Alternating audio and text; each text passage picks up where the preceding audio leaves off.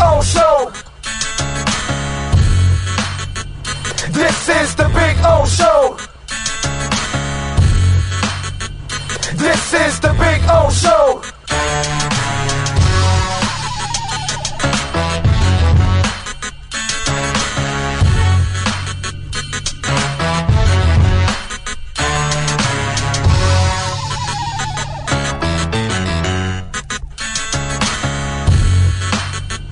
This is the Big O Show. This is the Big O Show.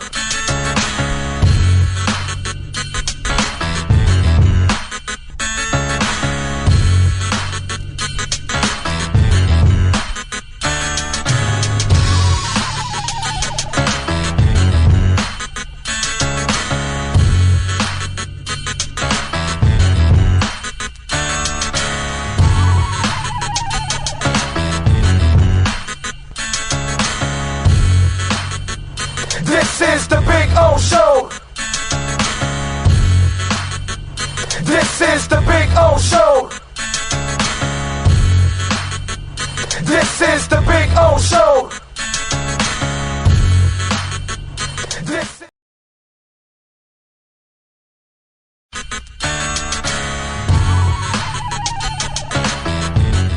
So here we are. I wanted to show you the backyard again because we had some trouble last time, but you know, cuttersedgepro.com does some amazing stuff, and they're the boys and the girl. They're having fun. There we go. Right, Maiden? Right, Bono? There we go. They're having fun. I'm having fun. Look at our Sylvester palm. It is beautiful. We got another one in the front yard like that. You can take your home and landscaping to the next level. And the artificial turf, look at that. Look at that. The two dinosaurs going at it, huh? Look at that. You gotta love the dinosaurs. Look at them. They like to bite each other's legs. That's what they do. They play with each other and then they bite each other and they piss each other off. It's fun. One is Bono, which is the one farther away from you, and Maiden. She's the girl right here. She's a badass. That's for sure. So anyway, see the flowers are coming out. Very nice. cuttersedgepro.com, folks. This big tree there will start budding that I'm showing you there soon. It'll have all kinds of flowers. I'll post another video and I'll show it to you. This is a backyard where everybody gets to hang out. Over there in the corner there, I put the barbecue and cook. So that way it's the farthest away from the house, you know. If I light myself on fire or somebody else, we're out in the corner away from everybody. There you go. So you can get some flowers coming out, which is a beautiful thing. And I swear by this artificial turf, it always looks phenomenal. I don't have to cut it. I don't have to water it. And so I'm saving a lot of money, hundreds and thousands in the long run, because I'm not watering or, of course, cutting the grass. And you know, here in South Florida, we cut the grass like every 10 to 14 days.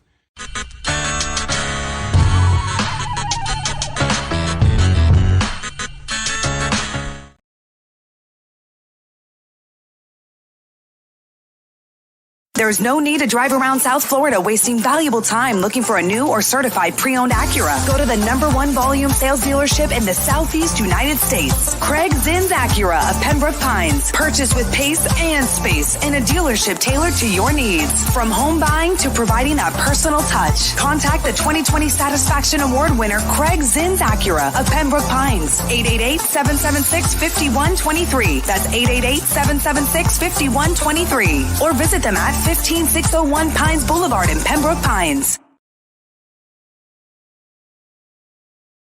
When you move, you need a reliable company led by passionate folks, eager to assist its customers during a transitional process that needs to be smooth.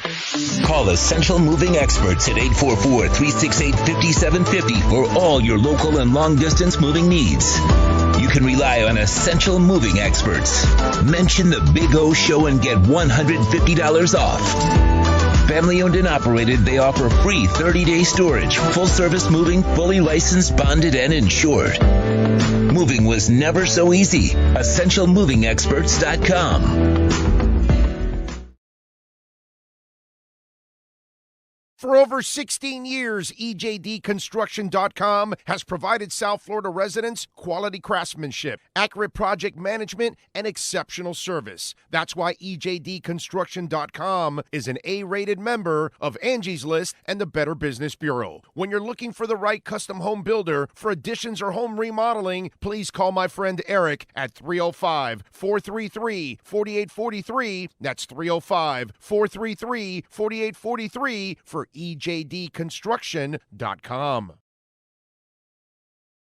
If you're a Miami sports fan, then there's only one store to go to, and that's Caneswear at Miami Fanwear in Davie. They're your one-stop shop for all your inner Miami CF, Canes, Dolphins, Panthers, and Marlins merchandise. They have hats, t-shirts, game day jerseys, and so much more. Located at 2511 South University Drive in Davie, and open 24/7 online at caneswear.com or innermiamiwear.com. Call them at 954-835-5597. Caneswear, the spot where Inner Miami and all Miami sports fans shop.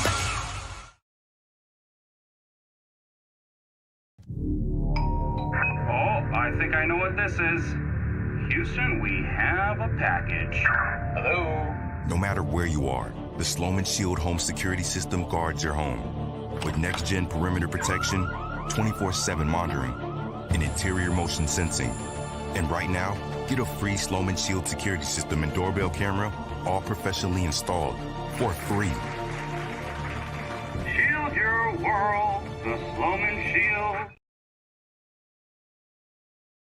With more than 62 years of litigation experience handling insurance disputes, Welton Rayum is committed to resolving even the toughest insurance claims quickly. At Welton Rayum, they don't get paid unless you win. They handle complex personal injury claims caused by the fault of another in both state and federal courts. They handle auto, trucking, motorcycle, slip and fall, and bicycle accidents. Call 954-966-4646. That's 954-966-4646. Welton Rayum can help.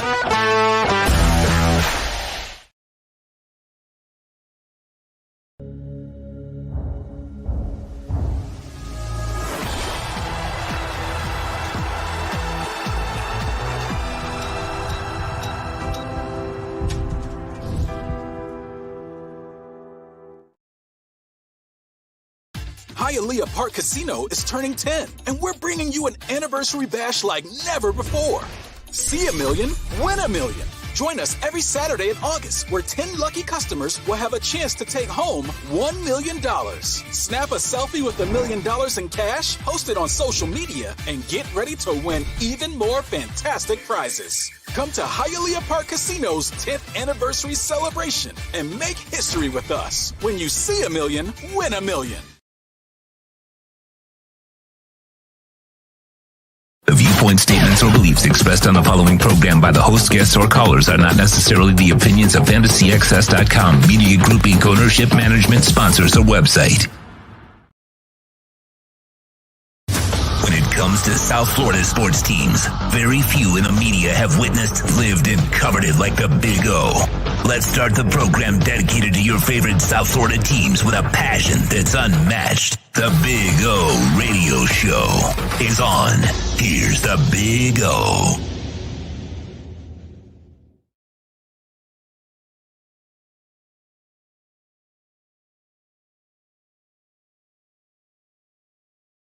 Roll. How am I not inspired when I got $1 million right behind me? Yes, and you can't have any. You can come out here and try to win it. You know, they're giving out Alfa Romeros and Mercedes and money all the time, the loosest slots in the state. This is why you come to Hialeah Park, baby. And this is why we're here every single Thursday. Normally in the second floor poker room, rocking and rolling up there. But today, we're down the first floor with the loosest slots in the state. That is all documented right there, baby. So come on out, have some fun, take a selfie. I think today's the last day they can take a selfie with the – it's gone, right? Yep, the $1 million is gone after today. So, you know, it's going to be in my pocket. It is what it's going to be. By the way, once they invited us to come on out and do this, they brought in half of Hialeah Police Department. Somehow or another, I don't think they trust us. Sure, Orlando, you can broadcast from there. Hey, send 100 cops. I don't know what it is, but there's like 40 cop cars outside. There's at least 50. I mean, we were strip searched. I mean, it was amazing. They wanted to make sure we didn't have any kind of contraption to try to, David Copperfield this thing. You know what I'm saying? Illusion, that kind of stuff. But anyway, so we're having some fun out here. And if you want to come on by, some of you always go upstairs. So it's downstairs this time. So if you want to come by and say hi while we're out here for a few hours, we'll have some fun. Steve Calabro, by the way, is a birthday boy. So we see if the birthday boy shows up. Appreciate all of you out there. Thank you all on the chat board. Don't forget to smash the like button, okay? And subscribe. Remember, this is the live channel that we just created. Our regular channel, we're approaching, 19,000 subscribers on this one. But this one, we want to monetize this new channel, okay? So we got to get quickly to 1,000 subscribers. We have 166 left. Can we do it today? Can we get to 1,000 subscribers today? Can we find 166 people to sign up and get us to 1,000? What are the hours at? Where are we at in the hours? 3.6? 3,600. Keep doing it, folks. Keep doing it. Hopefully by tomorrow, we're in there, man. So keep watching as much as you can because we are getting close to that 4,000 hours watched, which is beautiful. Joe Shad, an interview with Joe Shad will be dropping soon on the Big O Radio Show platform. Today, we are going to have Alan Poupar on at 4 o'clock. Anthony Chang will join us at 4:30 here on the show. So we got a lot of things. And we have great breaking news. The NFL will not suspend or further fine Tyreek Hill. Tyreek's been gone for the last 2 days from practice.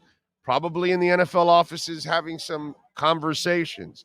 And as you all know, I feared that he was going to get a game. I mean, I was terrified that he was going to get a game. Seriously. Because of the anger displayed in that scene. Not the slap itself. The anger after. And having to be restrained twice, I feared that, to be quite honest. I told you guys. And great news. He will not be suspended, so you have him for the Chargers game, which is great. Love it. That is fantastic. Not even a fine, which I would figure he would have gotten at least a fine, a slap on the hand, 50,000, whatever, dollars, whatever is a joke for those people. But, not even a suspension, not a game, not a game, not a game, not a game. That is really, really good. That is really, really good. Really happy with that, man. I swear I feared it, man. I told you guys over and over again, I feared that he would get a game because they just wanted to send a message. But they probably told him, like, you had some issues before and we couldn't discipline you because of technicalities. Now you have this one. We're going to let you slide on this because this is the one you have committed in an NFL uniform. So this is your last warning. And I would imagine that Tyreek knows never to cross that line again because he will be facing suspension. So hopefully, up until that point, he's handled everything perfectly. So hopefully he goes back to that. But that is really, really good. Invest that $1 million in crypto. Imagine if you buy $1 million in Bitcoin. In 2024, that $1 million probably be about 5. By the end of 2024, that $1 million will be 5 million. Because I think Bitcoin will 5 times by the end of 2024. Easily. Yeah, I say by the end of 2024, Bitcoin is over $125,000. Guaranteed. Once these ETFs are approved from BlackRock and Grayscale and ARK Investments and Fidelity and all, it's over, bro. It's over. They all have to purchase billions of dollars in Bitcoin in order to have the ETFs. Mathematics tell you. Boom. You know what I mean? And right now, it's the lowest. Right now, exchanges are at their lowest right now in Bitcoin storage. Why? Because everybody's buying and hodling and holding it and not selling it. It's amazing. This is the lowest the exchanges have had since 2017. And remember, the halving comes in April of next year. So half of the Bitcoin mined will be available starting next year in April. So that means less Bitcoin available, which then, so it's only a matter of time. You guys can believe it or not. Either way, I know where it's going to end up. But great news on Tyreek Hill. Jamie Zorria is in the house. He's in San Jose watching. Steve Chapman, Brian Walters in. Think Blue Dodgers. Gus 1388. Jose Banos. John Padilla. Miami Breaker 305 says best show on earth. Let's go. Thank you, sir. Very nice of you. Steven Gonzalez in the house. You were on point on Friday that we would find out about Hill. Props to you. Yeah, I told you by Friday we had to find out. We have no choice. You can't let it roll into next week. Now, I feared the game. That's the thing I was, kind of wrong in there. So, and I'm glad I'm wrong on that one because I really feared he would get a game. I was really nervous about that, I got to tell you. Tristan P is in. Too Extreme. Dude 67. Giovanni. One-Eyed Jack. Luis Medina. Lisa Rose. Zuko. Jonathan Jensen. Angelo De Jesus is in Albuquerque, New Mexico. Jay Gelfin is in the house. Nyborg, Mr. Torres, Brian Landis, the slap heard around the marina. Frankie Fresco, yep, the Gators play tonight. That's right. Brett Dodger, Pipe Man Slim. Thank you. What else? Isaiah Bofill. Oh, you like my Crowded House shirt? I got this thanks to Pat in Asheville. Okay, one of our listeners, there he is, Pat in Asheville. Says Cheetah gonna celebrate. So Pat in Asheville, I met Pat for a concert in North Carolina, remember? And this gentleman treated me to the ticket. Okay, I wanted to pay, but he would refuse to pay. And so nice. And we were front row. So part of the ticket being front row is you get an album, you get a koozie. Do we ever use the koozies? I'll never use a koozie. This shirt, and I think I'm missing something else. Might be missing something else. But anyway, so with the ticket came all that stuff in the mail after. You know what I mean? And this shirt is thanks to Pat in Asheville that is there. So, Pat, thank you, sir. I'll see you in Vegas at the end of September for you too. Yes, sir. Dove Kleiman. Oh, what do we got? Do we trust in his? No, yeah, because Dolph doesn't break any news. Okay, he repeats the news that was broken by people that actually break news. All right, he does a really good job of keeping up with that. Okay, so then he said, not only did the Colts ask for star wide receiver Jalen Waddle as part of a potential Jonathan Taylor trade with the Dolphins, Hunt and, they also asked for top defensive tackle Christian Wilkins and starting offensive guard Hunt. And not only that, they said they want a second-round pick on top of one of those selected players. All right, so let me. I got into the Tyreek thing now. Let me get into this because I'm the only guy pretty much in the media that told you this was never going to happen, right? Because the owner was messing with them. Okay, if the agent didn't know and the player didn't know by now, they should call me and I'll tell them exactly what was going on. The owner, Jim Irsay, was screwing with them. And let me explain to you. This is why I told you there was never, ever any kind of deal on the table for Jonathan Taylor. And do you know why there's no? All you got to do is listen to that crap right there. So think about it. Chris Greer told you that he knows Chris Ballard well, that they're friends. So they get on the phone, they talk, and, well, we're looking for Waddle or Hunt or something like that, man. It's got to be something really of impact. Oh, okay, all right. So right there, Chris Greer knows there's no trade to be made. So there's no offer to make. So there was never have to. Once he knows, because you know why? Let me explain again to the media, to the fans, that maybe, because we got a lot of media members that are new to this business. I've been at it for 33 years. Do you know who asked for Robert Hunt and Christian Wilkins and Jalen Waddle? Jim Irsay, dude. Jim Irsay told Chris Ballard, hey, this is what you're going to do. We're not trading this guy. Okay? We control him. We want to send the message like they have to all running backs this year. They had zero intentions on trading him because they have him by los cojones. Okay?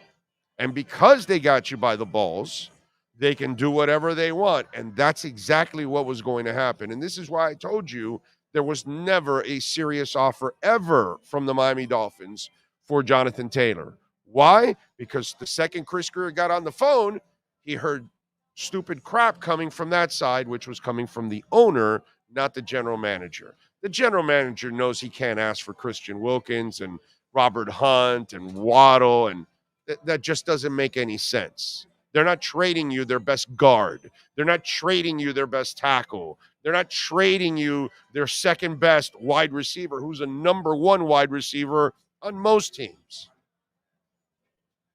They would never trade those players for a running back because that's asinine.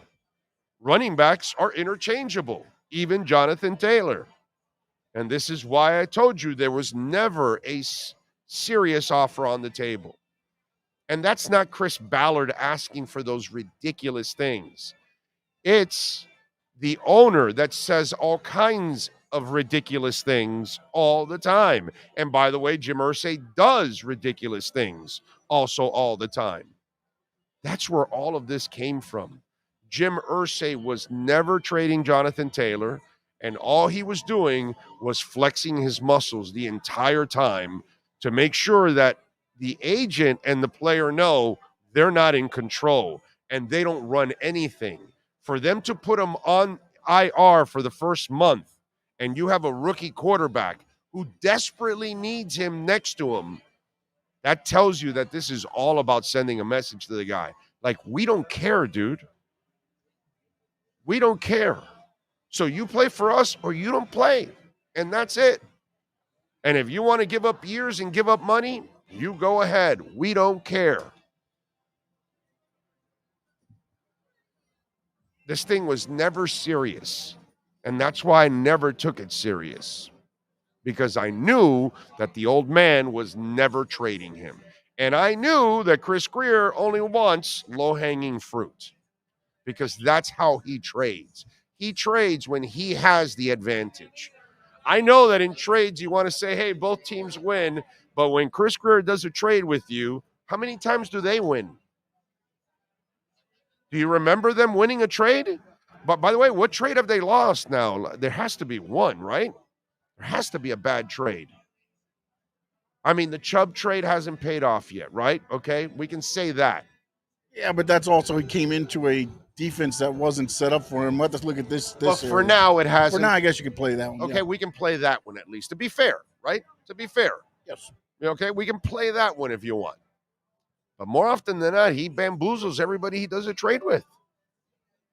I try to explain that to everybody. You guys got it because you listen to this podcast and you listen to this live show every day and you stay up with what the Dolphins are doing, because we're usually ahead of the curve of everybody else when it comes to the Dolphins. Irsay was never making this trade.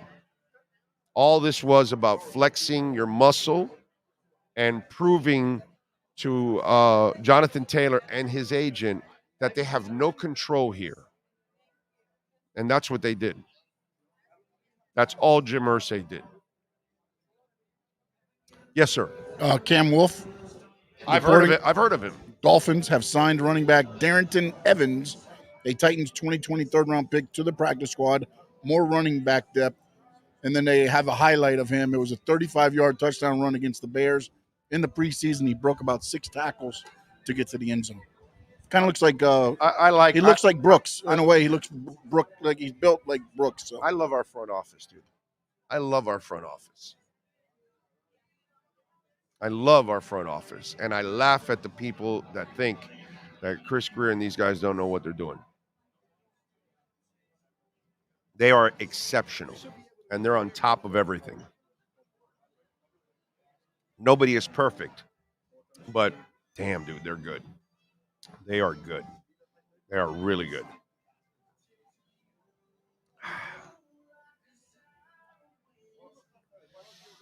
Let's see where we at here. I'm sorry. Open the mic there. You got to. What? John? Let's see. John Villoria. Hey, can you explain why they cut Gaskins? Now we signed the guy from Evan. Yeah, but he's not playing. Remember, he's not active.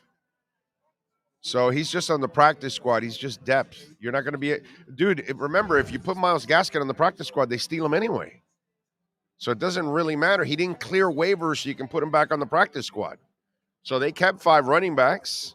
You know what I mean? They've got 3 that are going to be maybe even possibly 4 for the game. If A-Chain makes it back, you have 4. But if not, you have Mostert, you have Ahmed, and you have Chris Brooks.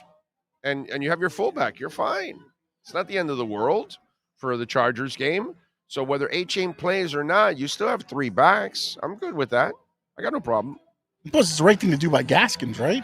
Yeah. I mean, you don't sit there like, no, we're going to put you through to the practice. Yeah, dude. They said let him go out and get his money. They made their bed. They said Chris Brooks was better, and I like the move of letting go of Gaskin for Chris Brooks. You weren't going to keep 6 backs, and you weren't going to be able to stash him on the practice squad. See, you can't stash a player on the practice squad because anyone can take him off your practice squad as long as they give him a roster spot in the 53-man roster. And Gaskin got a 53-man roster spot in Minnesota. So, you know what I mean? It's not a big deal. Don't worry about it. It's not the end of the world. They have enough. They're good. I'm gonna go Spo. We have enough. Sharon Calderon, which is Jeff in Long Island, says, any truth that can anyone confirm this, that the Dolphins have signed? Yes, yeah. They signed the Titans kid. Yes. Let's see. Was he screwing with them possibly because he insulted with the initial offer that the Dolphins gave him? No. There was no offer from the Dolphins, Frankie. That's the thing. It's a conversation. And then the GM says, we're looking for things like Wilkins and Waddle, and that's the owner telling the GM what to say to anybody that calls in. You're asking for this, and you're asking for this, and that kind of stuff. That's all it is. There was no offer from the Dolphins, especially anything significant, that's for sure. Yes, I am going to see Morrissey on October 8th. I am taking my wife and my daughter. I'll be on the floor in the pit. So if you're in the pit, look for me. I'll be there to see Morrissey. Cannot wait. Big O, let's say I have 1K in Bitcoin. That'll be 5,000 next year, hopefully. I believe so. By the end of 24, I believe your 1K will turn into 5. Yes. Easily, by the way. Just a prediction. I am not a financial advisor, just a guy that loves crypto. Nick says, what up, Big O? I'm working home, a.k.a. playing Madden and watching your show. Big O, what's the first thing you would buy when you win the $1 million? The first thing I buy, it's not buy. The first thing I do is pay all my bills. Okay? Pay all my bills, pay the house off, and then I think what I'll do is just go with the wife on like a vacation for like 2 weeks, where that woman has like her feet up in the air and people are bringing her food and drinks, and she can go get a massage every other day, and she's in a spa, and she has like the 2 greatest weeks of her life. You know, that's what I would do. I wouldn't buy anything. I'd go somewhere and disappear for 2 weeks and just rest, dude. Rest, relax, and not worry about a damn thing. That's what I would do. You know what I mean? That would be a beautiful present for me and the wife. Pay off the bills, pay off the house, and go take a 2-week vacation. That's it. It's all I really need. Because the rest of my life is like a vacation if I have no bills and no mortgage. You see what I'm saying? I pay off any of the credit cards. I pay off the mortgage. And I got no bills and no more. It's a vacation for the rest of my life, whatever's left of it. That's the way I would look at it. Okay? And by the way, this is pretty good on our bucket list. I've done a lot of things in radio. I've broadcasted different parts of the world. I've broadcasted different parts of the country. I've covered every sport. I've been at every championship. I've been to the Olympics, World Championship boxing matches, which we're going to at the end of September for Canelo and Showtime. I've never broadcasted in front of $1 million. That's, that's pretty cool. I like that. You ever broadcasted in front of $1 million? No, right? I didn't think so. No. Oh, man. What else do we have? How do you win the $1 million? Well, you got to come play the games, and then you get entries into it, and then they have the raffle and all that kind of stuff. But it's kind of too late now. You had to come throughout the month of August for all of that. Come on, 90 people in the chat, only 5 likes. No, there's 68 and 139. Let me see what we got now. Let me see what's the latest. We have 67 and 141. Come on. Let's go. Come on. 141 people, 142, and we got 69 likes. Come on. Let's go. Let's go. Let's go. Let's go. Give us some love. Colts wanted Greer to trade Miami's entire roster along with all future draft picks for Taylor. Irsay loves to smoke crack. Telling you, bro. Telling you. This is just Irsay effing with everybody, including the running back. I'm rich, and I don't care about your career, and I can do whatever I want. It's basically what he said to the agent and the player.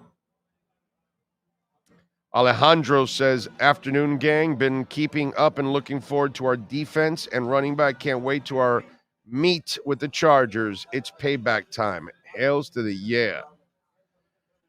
I think the roster in Philly is the only one close. I don't think San Fran is better than the Dolphins. No, San Fran may not be better at the quarterback spot, but they're better overall, bro. I'm not going to be a complete homer there. I love my Dolphins, but San Fran's got a hell of a roster top to bottom, dude. They are awesome. So there you go. I can tell you from experience, having paid off my mortgage years ago and having zero debt, it's a vacation every day, 8 years until retirement. That's what I mean. That's all I would. That's the only thing I would want in life. Pay off my bills and mortgage. My God, it would be like heaven. I mean, that's the stress we all have every day at the end of every month and paying all our bills and interest and all that crap. Can you imagine if you can eliminate that? That is like, wow. Talk about stress just completely going out the window. So, yeah, that would be heaven.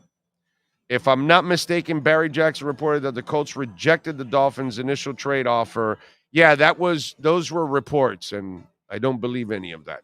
I don't believe there was a trade offer. I don't believe there was anything ever significant offered by the Miami Dolphins. Okay, put it that way. That's the way I'll phrase it, Frankie.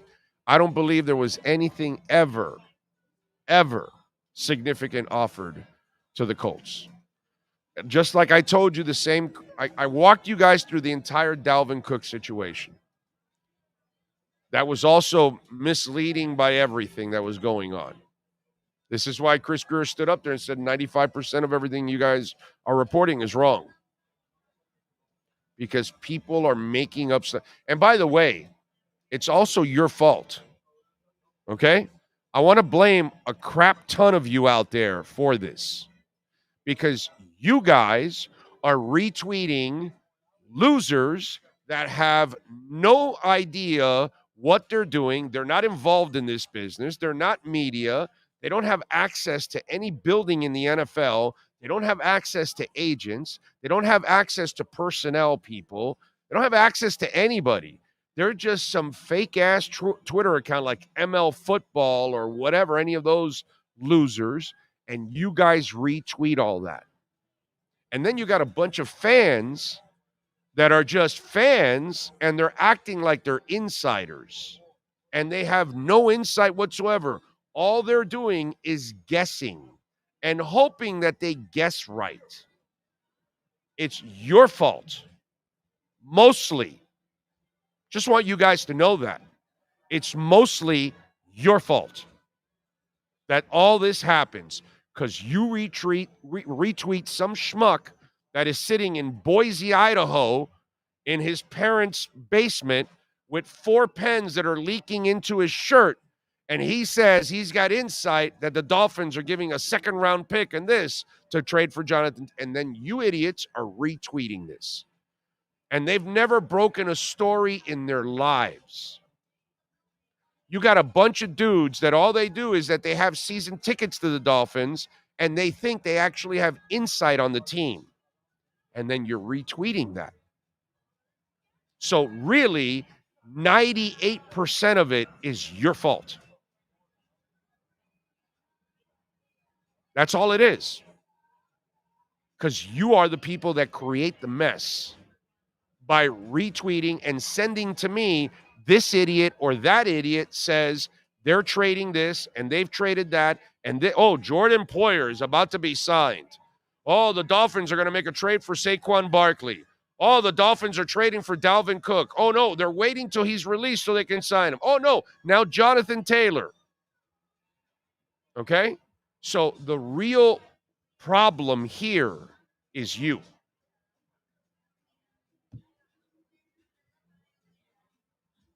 You retweet Ian Rappaport or Schefter, not Pablo Gonzalez sitting in Duluth, Canada or something. Okay? You know, that's your problem. You're retweeting Jose in Hialeah, who has no access to the team, doesn't know an agent, doesn't know a player if his life depended on it, but he tells you he has insight. Why? Because he has a friend who has another friend who knows a trainer that knows another trainer that's related to an equipment manager that's an assistant for the Miami Dolphins. And so now we're playing telephone. Remember that when we were kids? They'd tell one kid and then they'd go all the way around the circle. And by the time they'd finish, the story was completely different. Those are your reporters. So stop contributing to the problem of misinformation by counting and retweeting or reaching out to people that have no information. And as I tell you all the time, why don't you do this? Whoever you're doing, like ML Football, find out, did ML Football ever break a story? No, they never have. So then why are they breaking stories now? So why are you retweeting that? Why are you even believing that?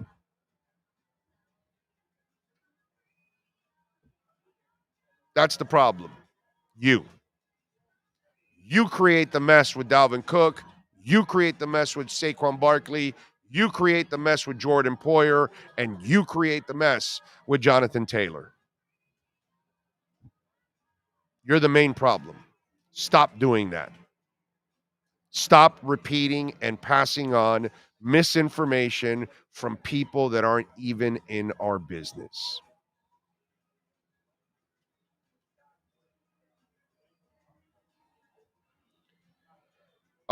Just paid off my mortgage and student loans in July. Loving life since then. God bless you, Josh. God bless you, my brother. You are my hero. You're my idol. You are my idol.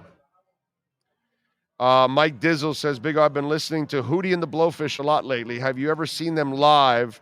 I have. I saw Hootie back, like when he first had the hit, back then, before he went country. That's how long ago I saw Hootie, when he was just pop and he had the Dolphins Make Me Cry. It was that first album. I saw him somewhere. I forgot where the hell I saw Hootie and the Blowfish. I don't know why I think Marino was at that concert. I don't think it was a chili cook-off. No. It wasn't a wing. No, it was a concert. It was a legit concert. He was opening up for somebody because this was early in his days, like the first time he came through South Florida. Let's see, what else do we have? I believe Barry Jackson, but I don't believe that there was any significant offer. That's all. See, the thing about what the Barry Jackson report or everybody else, Dolphins have made it. Yeah, what kind of offer? Oh, I don't know. That's where my road goes to the other way, and their road is all, the entire media pretty much was stuck on one highway and all backed up, bumper to bumper. It was red lights all the way through. My highway was an Autobahn. Because I told you there was no significant offers ever. Nothing. Ever on the table from the Dolphins. Nothing. No first, no second, no significant player. Nothing. That's what I can tell you. Okay? Barry can tell you that? No, he can't. Anybody else? No, they can't. Everybody just says, they have interest. Oh, they've made an offer. Yeah, what is it? Oh, I don't know. Notice, nobody said anything. The only people are the people that you retweet that then tell you it's a second rounder, a first rounder, or they've got 4 packages on the table or something, and they've got zero insight. Zero insight. Yes, sir. All right, so they played the Bayfront Park Amphitheater in 1996. That's it. But then they also played for Dan Marino's foundation at the Sunrise Musical Theater later that same year. No, it was at the amphitheater. No, I'm just saying those are the two no, times. If I remember correctly, it was the amphitheater. And Marino was at both of those. That looked up to see when he was there. Because he was at the amphitheater one then. It appears he was at both. Yes. I want to say he was there, dude, because I remember there was a buzz. Hey, Marino's here. I think they even showed him on television on the screen or some crap like that. I remember that. McAfee was talking about us Dolphin fans coming at Irsay was classic. We don't play around, don't mess with our team. Yeah, well, hey, bro, you know what, dude, 67? You should have been at the Hall of Fame with us. I have never been prouder of the Dolphin fan base because people talk a lot of crap about our fans, and we have a great fan base. We don't have a decent fan base. We don't have a good fan base. The Dolphins have a great fan base. Super strong, super loyal, all over the world. And if there's something that made me really proud about Dolphins when we went to see Zach Thomas get inducted into the Pro Football Hall of Fame last month, or was it the beginning of this month, actually, because we're still in the 31st, right? It was the beginning of this month. The beginning of this month, we were in Canton. The Dolphins showed up, man. Only Cleveland beat them, and that's because Canton is right next to Cleveland. It's 30 miles away. So, of course, the Cleveland fans were going to show up. It's 30 miles. You put it here, and we would have filled up the entire stadium for Zach. We would have done way better than Cleveland Browns fans did. If you put the Hall of Fame inductions in Hollywood or Miami or whatever, we would have jam-packed that stadium we would have done way better than they did for their guy. Put it that way. And anybody that went to it, they know what I'm talking about. They know the Dolphin fan base blew away the Jets, the Cowboys, the Bengals, the Bucks, everybody else that was out there. It wasn't even close, dude. I laugh when they tell me that our fan base isn't strong. Our fan base is just absolutely amazing. Big O sources are telling me I was picked to win $1 million behind you. Rapid Recovery is asking, can you explain what happened to Jeff Wilson? He didn't participate. Yeah, dude, apparently he had a shoulder injury and then he has some finger injuries. So apparently he needed to go on the IR for a month. And here we are. So what are you going to do? Yes, sir. Jay Gelfin put in the report that you emceed Dan Marino's retirement, which is where Hootie and the Blowfish was the entertainment. Oh, yeah, that too. Okay. Yeah, I hosted that. Yeah. I hosted that at the stadium. Yes, the Dan Marino retirement, I hosted that. Yeah, no, that's what he's saying. He said he put in the chat that you emceed, so maybe yes, I guess. Yeah, I emceed that, yes. And that's right. Hootie was there. Joe Namath was drunk off his ass. Yeah, I remember that. Yes. But I saw the Hootie concert at Bayfront because I remember going to the Hootie concert. I think I got those tickets for free, actually. I think somebody gave me those tickets. You said it was 96? Yeah. Yeah. I'm like 5-6 years in radio. Yeah, those were free tickets. Sorry. Yeah, those were free tickets. I went to, yeah, I remember the concert. It's the only time I ever seen Hootie and the Blowfish. And by the way, the only time I ever will see Hootie and the Blowfish. I'll never go see him again. Oh, that's not right. Huh? Yeah. But I was there to work. I was working. I was, and that is one of the highlights of my career, emceeing Dan Marino's jersey retirement at the stadium. That was awesome. That was a lot of fun. It's a lot of fun. Oh, are you saying Barry's reports aren't reputable? No, I'm telling you they are. I'm telling you, he said they have interest. And again, I'm telling you, what was the interest? And that's what nobody could ever gauge, except yours truly. That I can tell you, it was crap interest. There were no offers that were anything serious ever. Nothing whatsoever from the Miami side. Ever. That's all I can tell you, my man.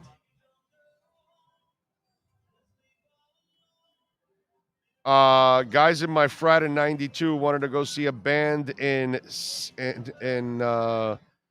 Salvia tonight. Me, who, them, Hootie, and the Blowfish. Me, I'll pass. LOL. Ricardo Cuchican says 100 Dolphins heart in Argentina. Thank you, sir, for watching in Argentina.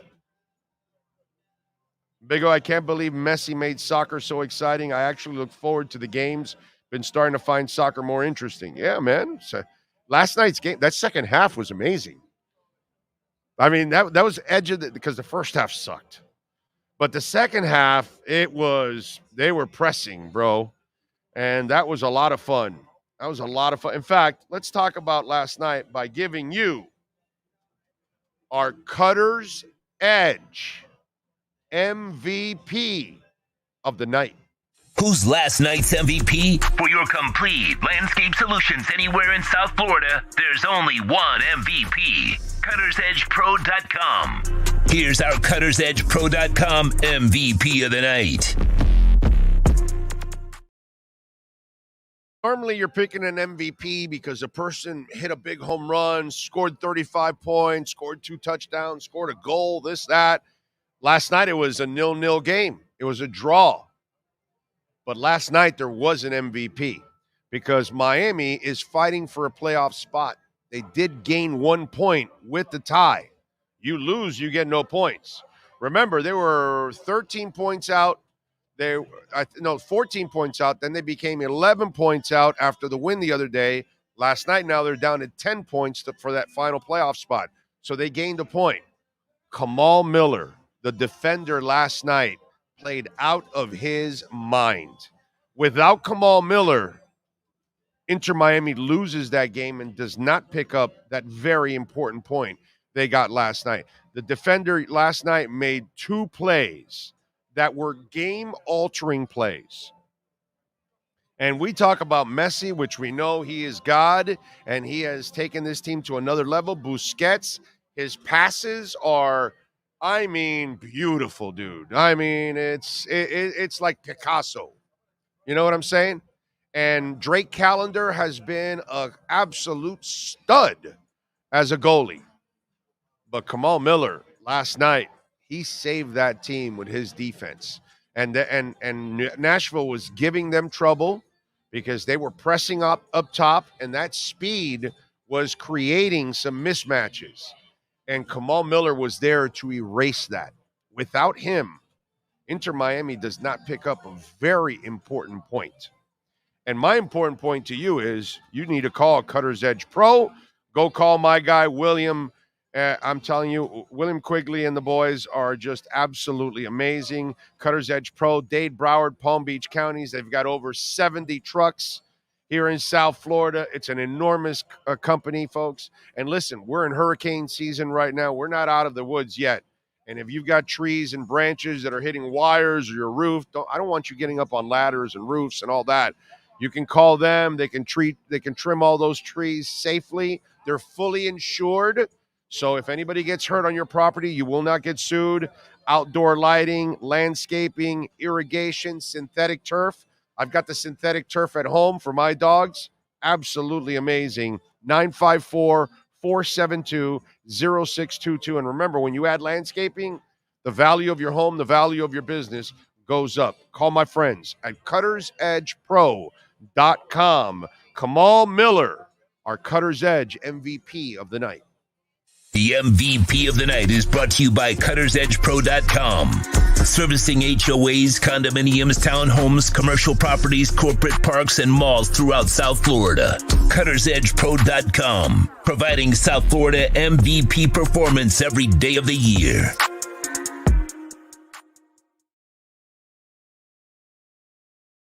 We thank the folks at Cutter's Edge Pro. Let's go over our 3A Graphics sports calendar. My guy, Alan Blanco, is in Hialeah, 786-251-3404. Custom printing and embroidery. Make sure you call him. Last night, Inter Miami and Nashville. Like I told you, a scoreless draw. They did pick up the point, so that was very important. Sunday, they take on LAFC on the road at 10 p.m., so at least they're not playing on Saturday. At least they get one more day to play on Sunday. Do they play a following Wednesday again, or do they not play until Saturday after that? They play again on a weekday?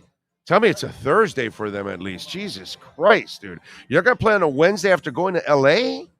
That's criminal.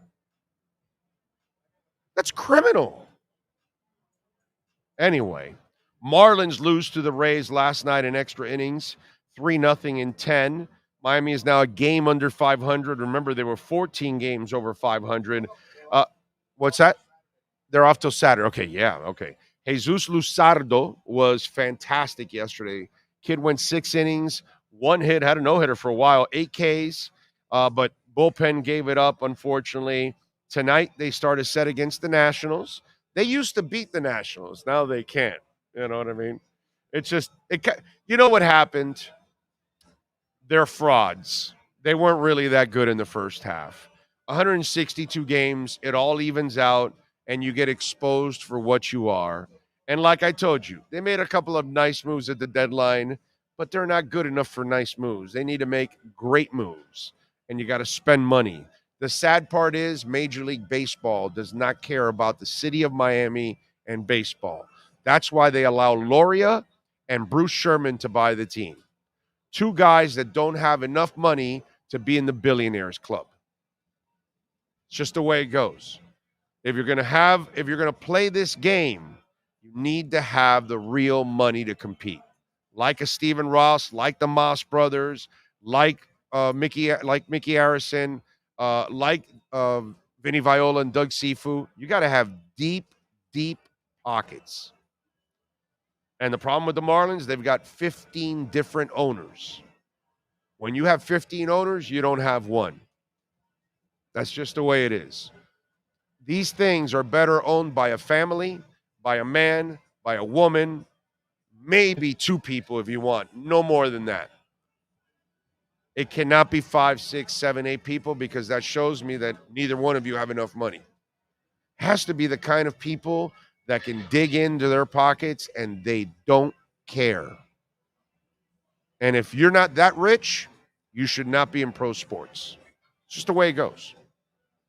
So Marlins will start off today. Braxton Garrett and Joan Adden. 7:05, Marlins and Nationals. So how do you name a man Joan? But in Spanish, what is it? It's not Joan in Spanish. ¿Cómo se dice en español? Juan. How is it? Because in English, it's Joan. What would it be in Spanish? It's not Juan. It's Joan or something. It's Joan. It's spelled like Joan. I mean, like, you moved to the wrong country to be named Joan as a guy. I'm just saying. You know, Joan, I think Joan London and stuff. That's what comes to mind. I don't know. It's just kind of odd, you know. Let's name our child Joan. Yeah, it's kind of weird. That's all I got to say. Joan, by the way, is 2-0 and a 5.25 ERA. Oh, man. That, by the way, is our 3A Graphics sports calendar. Yes, sir. What do you got for me? So, Inter Miami, they play LAFC this Sunday, of course, right? Yes. Then they play the following Saturday, 9-9 against Kansas City. Then they play a week later against Atlanta. Okay, so that's the good news. So the next 2 weeks, they have a week off. The bad news is they'll be missing players. Well, they're missing players, and then they play 5 games to end September. They play 9-16, 9-20, 9-24, 9-27, and 9-30. Well, 5 games in September is a lot better than, what was it like? No, it's 7 games total in September. The first 3 are between the 1st and the 16th. Right. Then you play 5 from the 16th through the 30th. Yeah. It's like now they haven't they played like it's crazy. But I think they play like eight or 9 But you also games have to remember they had to push, I think, 2 days? of their matches back because they went so long in the League's Cup. Right. So I think that has affected them. Yeah. So isn't the so you keep alive and you're worse off. Wait a minute. One of those, don't they play? Oh, that's right. Houston actually is the Dynamo. Yeah, the finals. The finals. So that's the 27th. Yeah, that's month. what's thrown in there. So they would have played the 24th and the 30th MLS, so but then the you throw the Open U.S. Cup. Open Cup in there for the 27th. Yeah. Because I was going to say, wait, there's another match with that. Now I see what they did. They threw that one in there already. Wow. That's crazy, dude. Steven says Calendar has had an unbelievable block yesterday. Yeah, no, Calendar. Without Calendar and Miller, you don't win the game. In a day where you couldn't get, and by the way, Nashville has not allowed Messi to score. He had an assist in the other game. Notice how they said they kept him off the score sheet. It's a play on words. So yesterday they kept him off because he had an assist in the first game, but he has not scored a goal against Nashville. Very good defense, man. They've been a better team than Miami from day one. From day one, they've made the playoffs, I believe, every year they've been in the league. Nashville's a really good team and they got them at a bad moment because they had lost 4 in a row. They were in a little bit of a funk. Let's see. Really nice of Big O to showcase Sean's net worth behind him. You're just a show off, bro. You're just like, yeah, what are we doing today? Well, why don't we show the people I have $1 million? What a show off this guy is, huh? Makes the rest of us feel like crap. He's got $1 million. We got nothing. Jesus. Carlos Bigord says, Big O, thank you for what you do. Omar needs to be put on trial. What did Omar do now? Yesterday with Poop Art's episode, saved draft picks for the next GM. Tickets sold out, primetime games, contender, etc. Save the draft picks for the next GM. Don't worry about it. I know my man Omar. I love him to death. 1 week he'll tell you the cap, matters. The next week he'll tell you it doesn't matter. 1 week Tua's a baller. Next week Tua can't get it done. This week you got to save picks for the GM. In a month, Chris Greer's the greatest GM the Dolphins have ever had. It's just, it's all good. It's all good. Oh, man. Big O, wasn't Loria also the owner of the Expos? Yes. Yes, and then they had to loan Loria money in order for him to buy the Marlins. They loaned Loria $39 million to buy the Marlins. If you have to loan somebody money to buy a team, that's not the owner you need for your league. But baseball is stupid. That's why the Moss brothers are there and you choose Jeter. Why? Because of the name? Well, what about the pockets? You got to have the money. Who cares about the guy's name? You got to have money to run a pro league. You know how good the Marlins would be under the Moss brothers? It's ridiculous. Now, I've told you selfishly, I hate to say this, but I'm glad it happened this way, and I'm glad he bought the soccer team instead of the baseball team. Because by now, I never thought I would say this. I like soccer more than I like baseball at this point already. And I watch baseball, and I watch the Marlins, but I'm at a point where I'd rather have a better soccer team than a baseball team. How do you like them apples? Okay? So, and I'm an old guy. I'm baseball's fan base, because baseball's fan base is dying. It's people that are 50 and 60 and 70 and 80 years old. Kids do not follow baseball anymore. Very few kids follow baseball. The kids that follow baseball are the sons or daughters of big baseball fans. But outside of that, most kids, they'd rather watch soccer or play FIFA over baseball every day of the week and twice on Sundays. And I've gotten to the point where I'd rather have a better Inter Miami team than the Marlins, to be quite honest. That's where I'm at right now in my life in sports.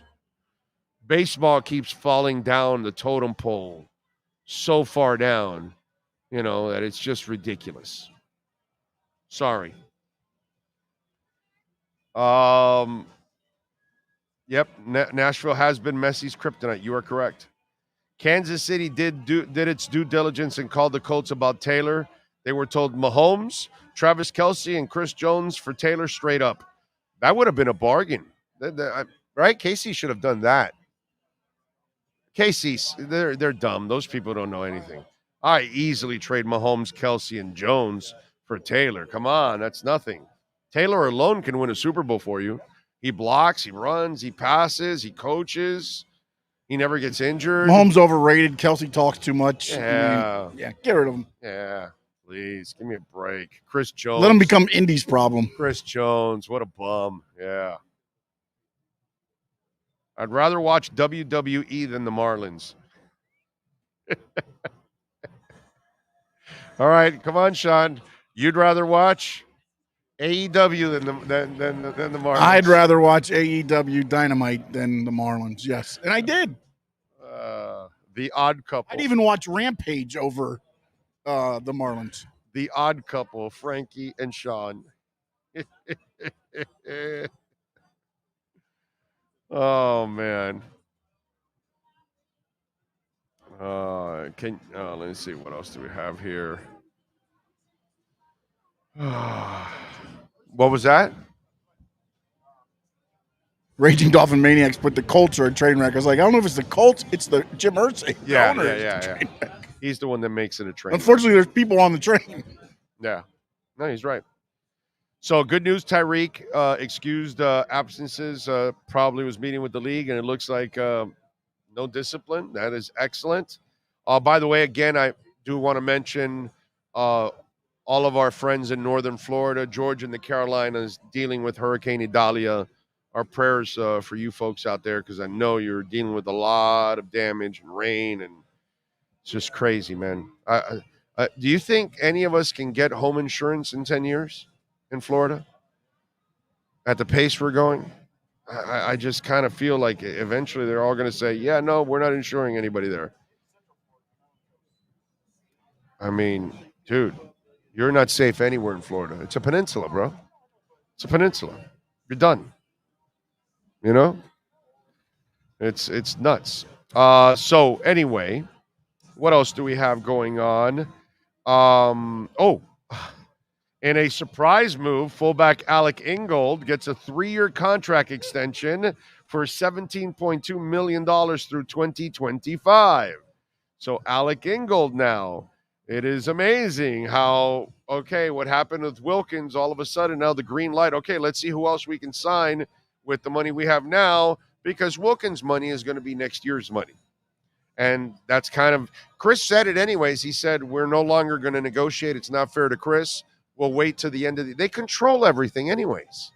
They can tag him. He's not going anywhere. So it's up to him to compartmentalize, go out there and kick ass. But now your fullback is under contract, and it's an important position for the offense. So Alec Ingold is in the mix at 17.2. That's good. By the way, let's talk a little running back. You know, if you watch Chris Brooks run, one of the impressive things and why I think Chris Brooks is on this team, I think it's his intelligence. Watch him in the blocking scheme. He picks the right holes. He has terrific vision. And I tell you this because we had a veteran last year, Chase Edmonds, get traded to Miami. He was an inside zone guy in Arizona. There's an outside zone scheme, but they felt like he could easily make the transition and understand. Did he? Was he hitting the right holes all the time? Or was he hitting the wrong holes at times? And sometimes he was even fumbling because maybe he was thinking too much about not doing the right thing and figuring out what the hell I'm supposed to do. So think about that. Here's Chris Brooks, and he looks absolutely comfortable in this offense. Says a lot. Says a lot about this for the kid, because you're talking about a rook.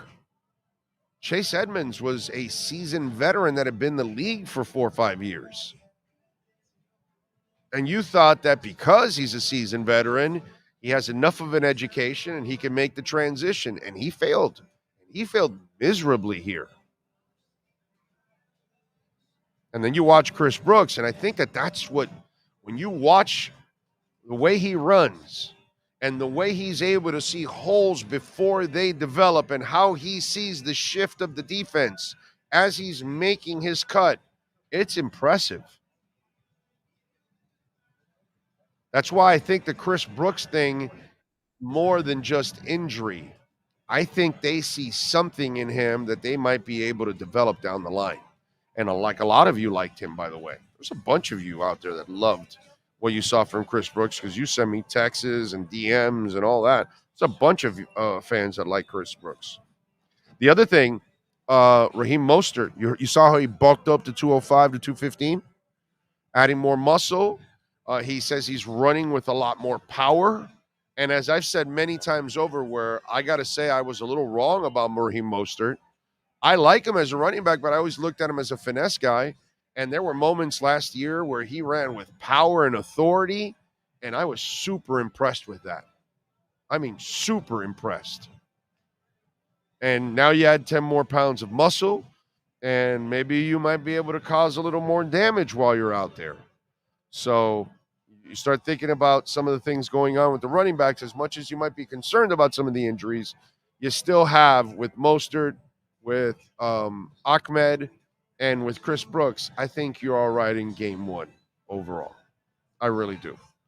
But good stuff there on the running back side. All right, let's do this. He's there. Poop is there. All right, let's get ready for hour number 2. We come back with Alan Poupard. Starts off hour number 2 from Hialeah Park. We interrupt this program to bring you a special report. Miles an hour, that's a Category 4 hurricane. 3 deaths are reported in Florida after more than 24 were killed in the Caribbean. This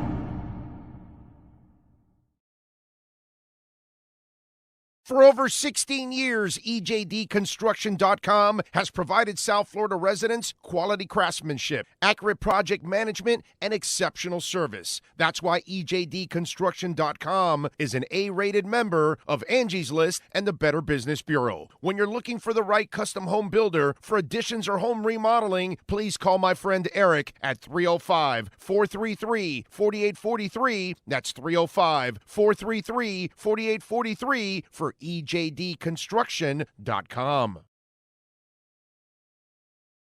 The viewpoint statements or beliefs expressed on the following program by the host, guests, or callers are not necessarily the opinions of FantasyXS.com, Media Group Inc. ownership, management, sponsors, or website. Dolphins fans, time to get insight on your favorite team with your favorite reporter with an Expos hat. Sports Illustrated's Alan Poupart in our EJDconstruction.com Miami Dolphins report, exclusively on a Big O radio show.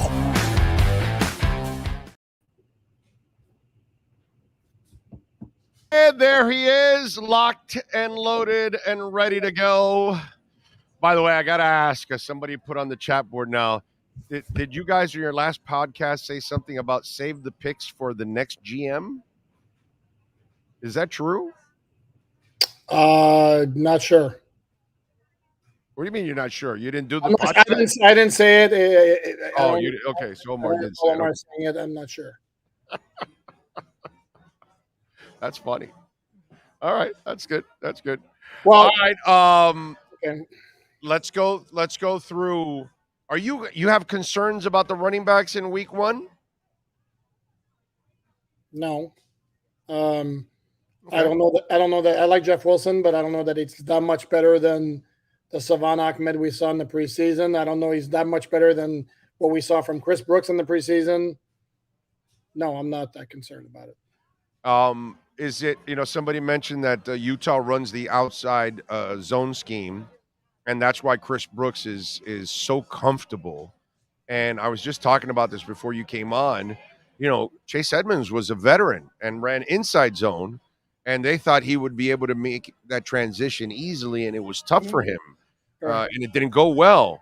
And it's impressive to watch when you watch Chris Brooks and you watch, his highlights and his vision. It's pretty cool to see how he sees the field and how he sees holes develop as they're, coming, as they're coming to fruition. You know what I'm saying? And he's able to make that cutback, and there goes that hole opening right up that he anticipated. Have you been impressed with that? You mean, by the way, you meant BYU, right? Because he played. I'm sorry, BYU. I said Utah. 4 years at Cal and 1 year at BYU. Yeah. I got my. I don't know why I get them mixed up. Your Mountain West Conference team. Yeah. No, you know me. I liked him from the start. He looked apart, and then there's nothing that happened in training camp or the preseason that made me change it. And the vision was there. And not only that, when he runs through a hole, that's a big load to bring down. And he breaks tackles, and it takes a lot of times. It takes 2-3 guys to bring him down. So yeah, how is he as a blocker? Have we seen enough? Is the question. I'll be honest with you. I haven't noticed. There's one play where he was involved that resulted in a sack, but it was him in combination with, I want to say maybe it was a left guard, and I don't know if it was Lester Cotton or Isaiah Wynn. I think it was Isaiah Wynn, actually, where they kind of let the guy slip inside, resulted in a sack. I don't know if it was Brooks's guy's main responsibility or it was Wynn's. Outside of that, I honestly don't recall enough of him blocking to tell you one way or another. I was very fearful of the league giving Tyreek at least a game, and it did not happen. Any surprise there? No, right? You didn't expect it, I think. I was on the lesser half of 50-50. What he brought into the league with him in terms of off-the-field incidents was my only concern. There was no way he would get suspended strictly off of what happened in the offseason. So obviously, that's needless to say, that's good news for the Dolphins. Huge news. Huge news overall. My boy Julian Hill, how big of a piece do you think he'll be on the offense? I certainly wouldn't expect. Don't pencil him in for 40 catches. I didn't think that much, but No, there aren't a lot. The thing is, there aren't a lot of them on the roster. That's why I'm kind of like, you're going to have to play him, dude. You know what I'm saying? Sure. At some point, right now, in the last 2 days, he's like worked on the side, so he's dealing with something. And to me, he's clearly number 3 on the depth chart. I think Smythe's going to get the most playing time, and then Croft's going to get the second most playing time because he's got the experience and he's a better blocker, more proven blocker. And then you have Hill. So I think, I would caution against expecting a whole lot. Whatever you get from him at this point is going to be a bonus as a rookie. Were you shocked with Alec Ingold? It seems like, okay, Wilkins, no deal. All right, let's move and let's take care of other business that we may have on the table. And it looks like they've moved on to other business now. No, not shocked. Maybe that it happened, but that they would extend him and keep him around. Not in the least. Mike McDaniel loves his fullback. He had Kyle Juszczyk, who's the best in the NFL, in San Francisco. And outside of that, Alec Ingold's up there. There are not that many fullbacks to begin with, but Alec Ingold is close to about as good as there is outside of Juszczyk.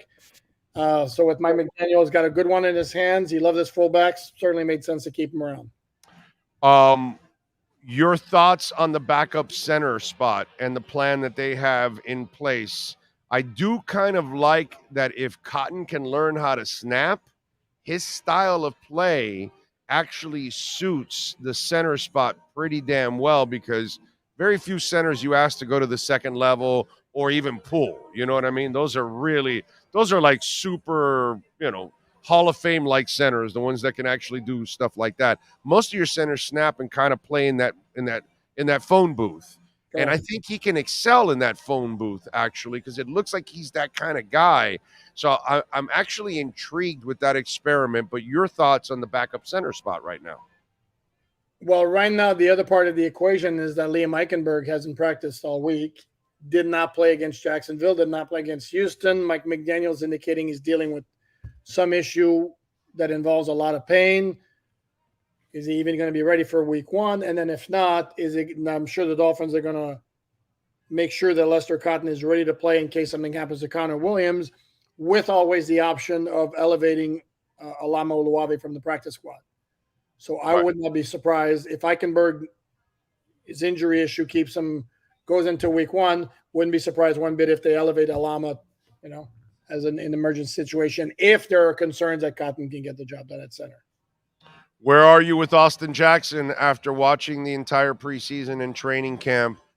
He had some ups and downs, but it looks like he's had a half-decent camp. So your thoughts on Jackson manning the right side? Very, very curious to see how it's going to play out during the course of the regular season. I would say my optimism level for him doing a good job is pretty high.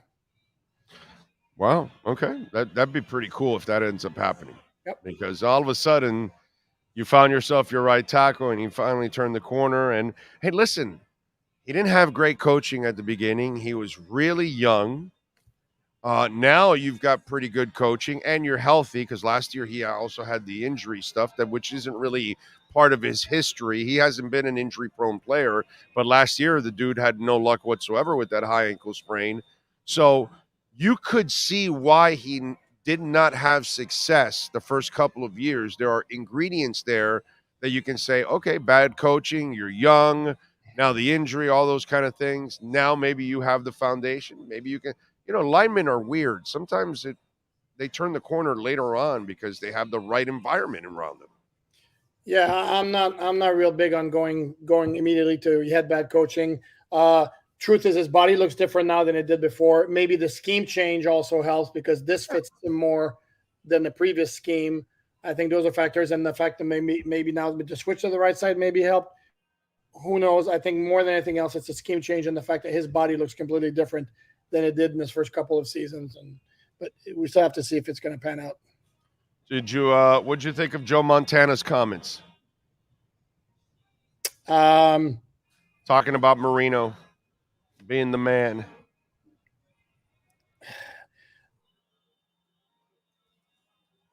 Yes. And here's the other thing too: is it possible he's partial to somebody from his own era? I think there's some of it to, some of that involved here as well. Well, he's from the same era, bro. Correct. That's what I'm saying. So he's going to be partial to somebody from his same era, and he's not going to say it's me. So he's he would never do that. That's correct. Not so it's a vote for somebody from my era, which indirectly makes me look better. If I say Dan Marino is the number one of all time, then by osmosis, it raises his stature as well. The only reason why I think he's actually being honest, it's because I have seen more former quarterbacks say, man, I love Dan Marino. That was my favorite guy to watch. And I've seen that over and over again. Brady has said it, and Peyton Manning has said it, and a whole bunch of other quarterbacks have said it, that, while they're coming up watching Marino, that was like their guy. And I almost feel like in the quarterback world, there is that special level of respect for him, even though he didn't win the title and all that other stuff and whatever, because he didn't have the situation around him. But, it just, I think there's a little truth to what he said. I don't know why. No, I mean, one guy's opinion, that's fine. I mean, again, I wasn't moved by it one way or another. I mean, that's fine. I'm not, I don't necessarily immediately default to Brady because he's got all the Super Bowl titles, because football is the ultimate team game. Shit, but dude, you know what? Or the As we distance ourselves from the Patriots, Brady starts looking more like the reason than Belichick at times. Sure, but again, let's not pretend that he didn't have a whole lot of pieces around him. And then I looked up one stat for some. I don't remember how the conversation began, or I was on social media, that Aaron Rodgers' playoff passer rating is higher than Tom Brady's, and it's not close. So, and Aaron Rodgers had one Super Bowl title, and Tom Brady has, what was it, 6, 7? 7. Yeah, 7, 6 with. And I know passer rating is not everything, but again, it's not just all about the quarterback when you win the Super Bowl. So it's not Tom Brady has 7 titles, therefore he's the greatest quarterback of all time. End of conversation. I think that's kind of lazy, personally. Yeah, no, I don't have a problem with somebody saying it. It's so subjective to say who you think is the best quarterback ever. You know what I mean? But there's one thing about Brady that he has with Joe Montana in common. Both of their first championships, if you look at those teams, especially on the offensive side, they weren't nearly as impressive. Then the iterations of those teams after got better. You know what I mean? Because in that first championship for Montana, he had no Rice and Taylor.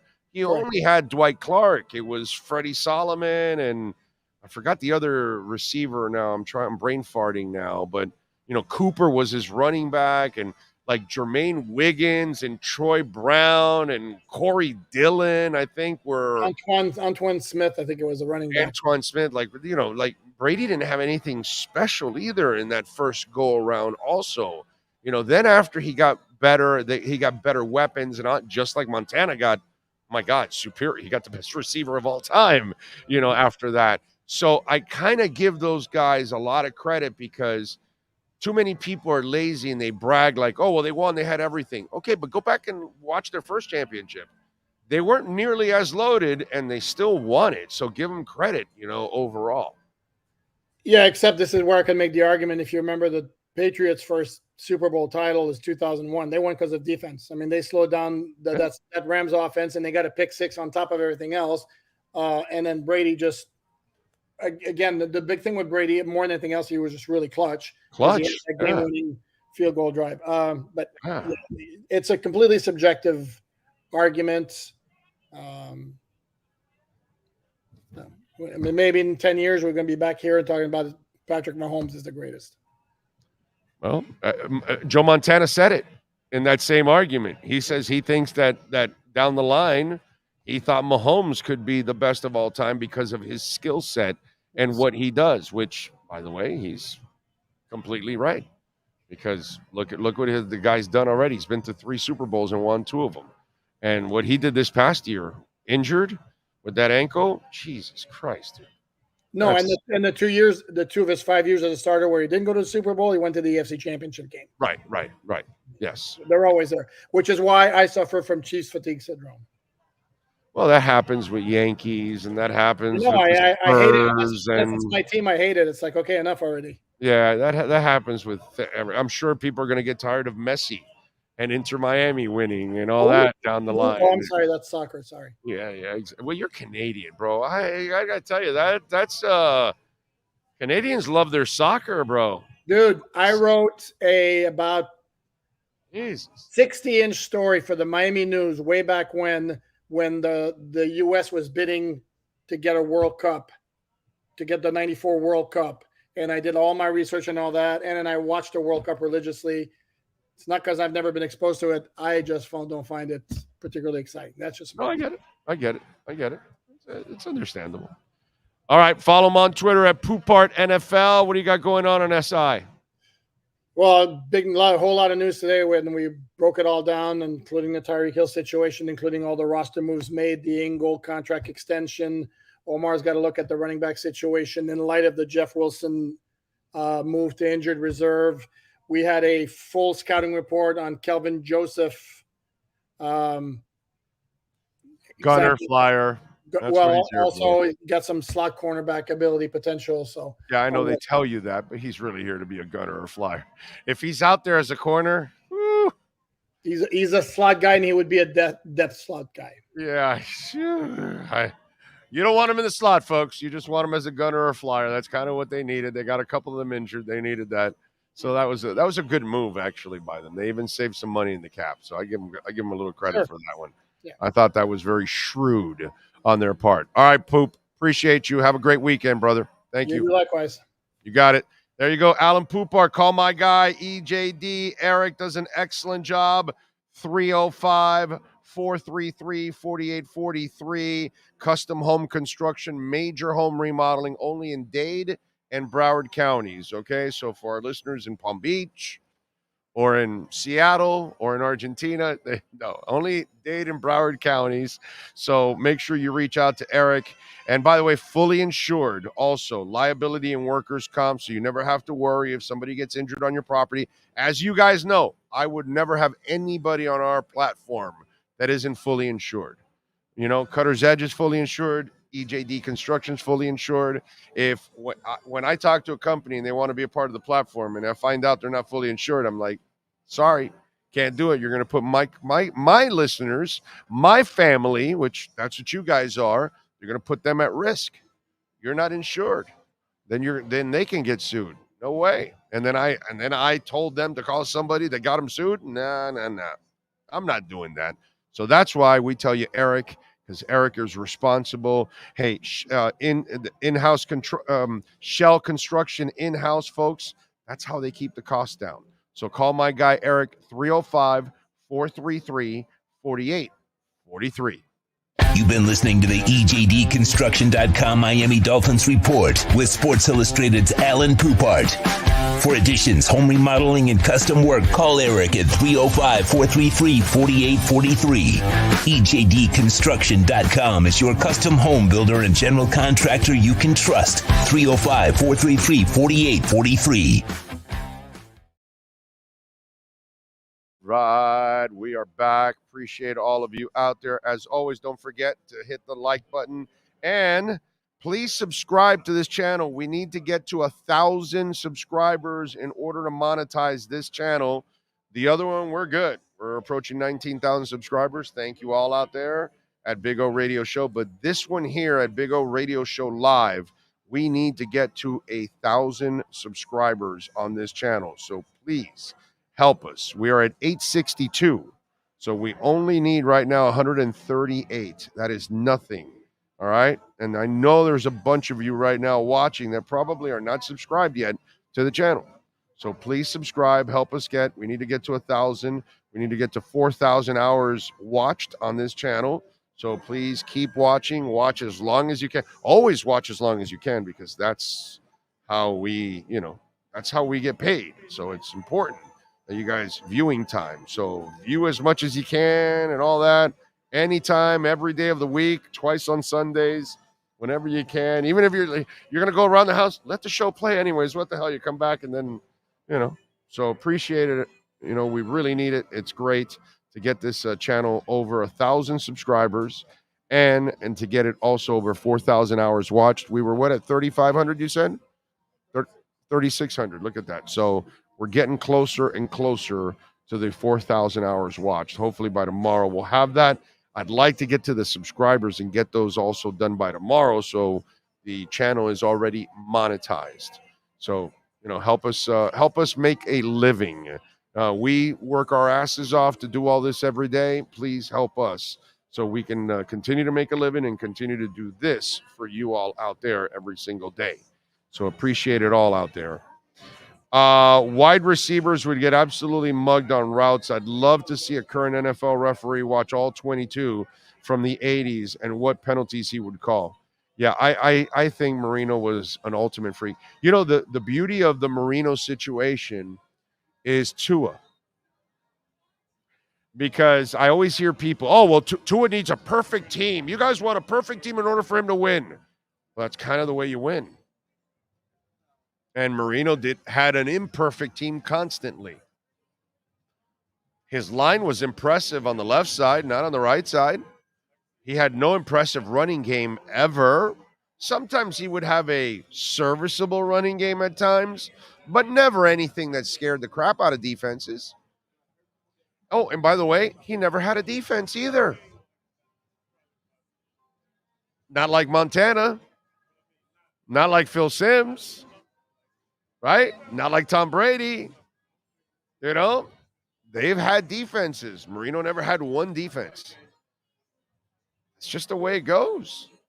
The year Mahomes didn't have an offensive line, he lost.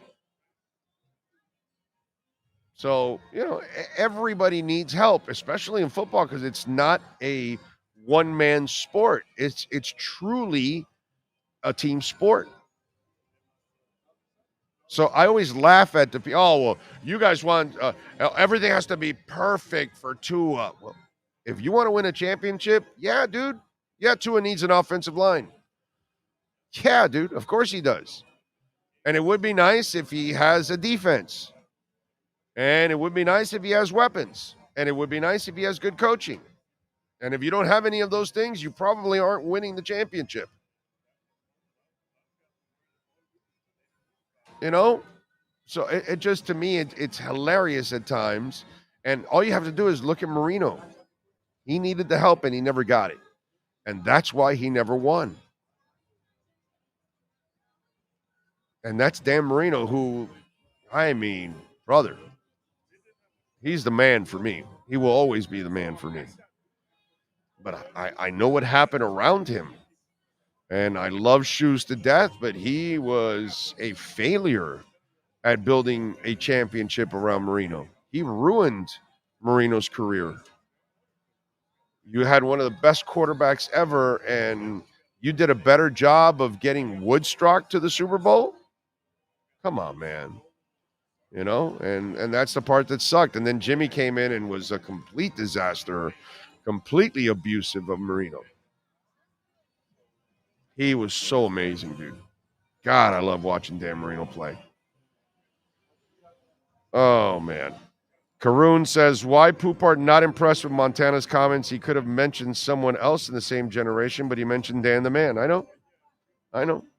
And I've seen a lot of quarterbacks say, I love Dan Marino. Like more than I think almost any other quarterback I've ever seen in my life. I think I've caught more guys talking about Dan Marino. And because they understand the same things I talked about. It's not Dan's fault he never had a defense. It's not Dan's fault that he didn't have a running game that could scare people. It's not Dan's fault that the right side of his line was, Come on, man. It's just one of those things. Big O, after the Waddle request from the Colts, Greer should have asked to trade Liam Eichenberg for Quentin Nelson and a conditional third. That could have changed into a second if Nelson makes the team. Tom Brady has 0 Super Bowl rings without those perfect teams. Great defenses, all pro lines, good running game. I know. Now, listen, let's give Brady credit. He's a money player, all right? Let's not take that away from him. All right. He went to Tampa and immediately created an atmosphere, and they were able to win the title. And of course, they need talent, but you still were able to put everything together in one season and win it. Listen, I know I'm a Dolphins fan. A lot of you are Dolphins fans, and we are, they breed us to hate the Bills, the Jets, and the Patriots. And I get all of that. But we got to compartmentalize, and you got to give Brady the credit that he deserves. Speaking of great Patriot quarterbacks, Matt Corral has been brought back. He's been so he's the second quarterback. Backup, yeah, and Zappy made it back to the practice squad too, by the way. So okay, slowly building up that quarterback position in New England. Okay.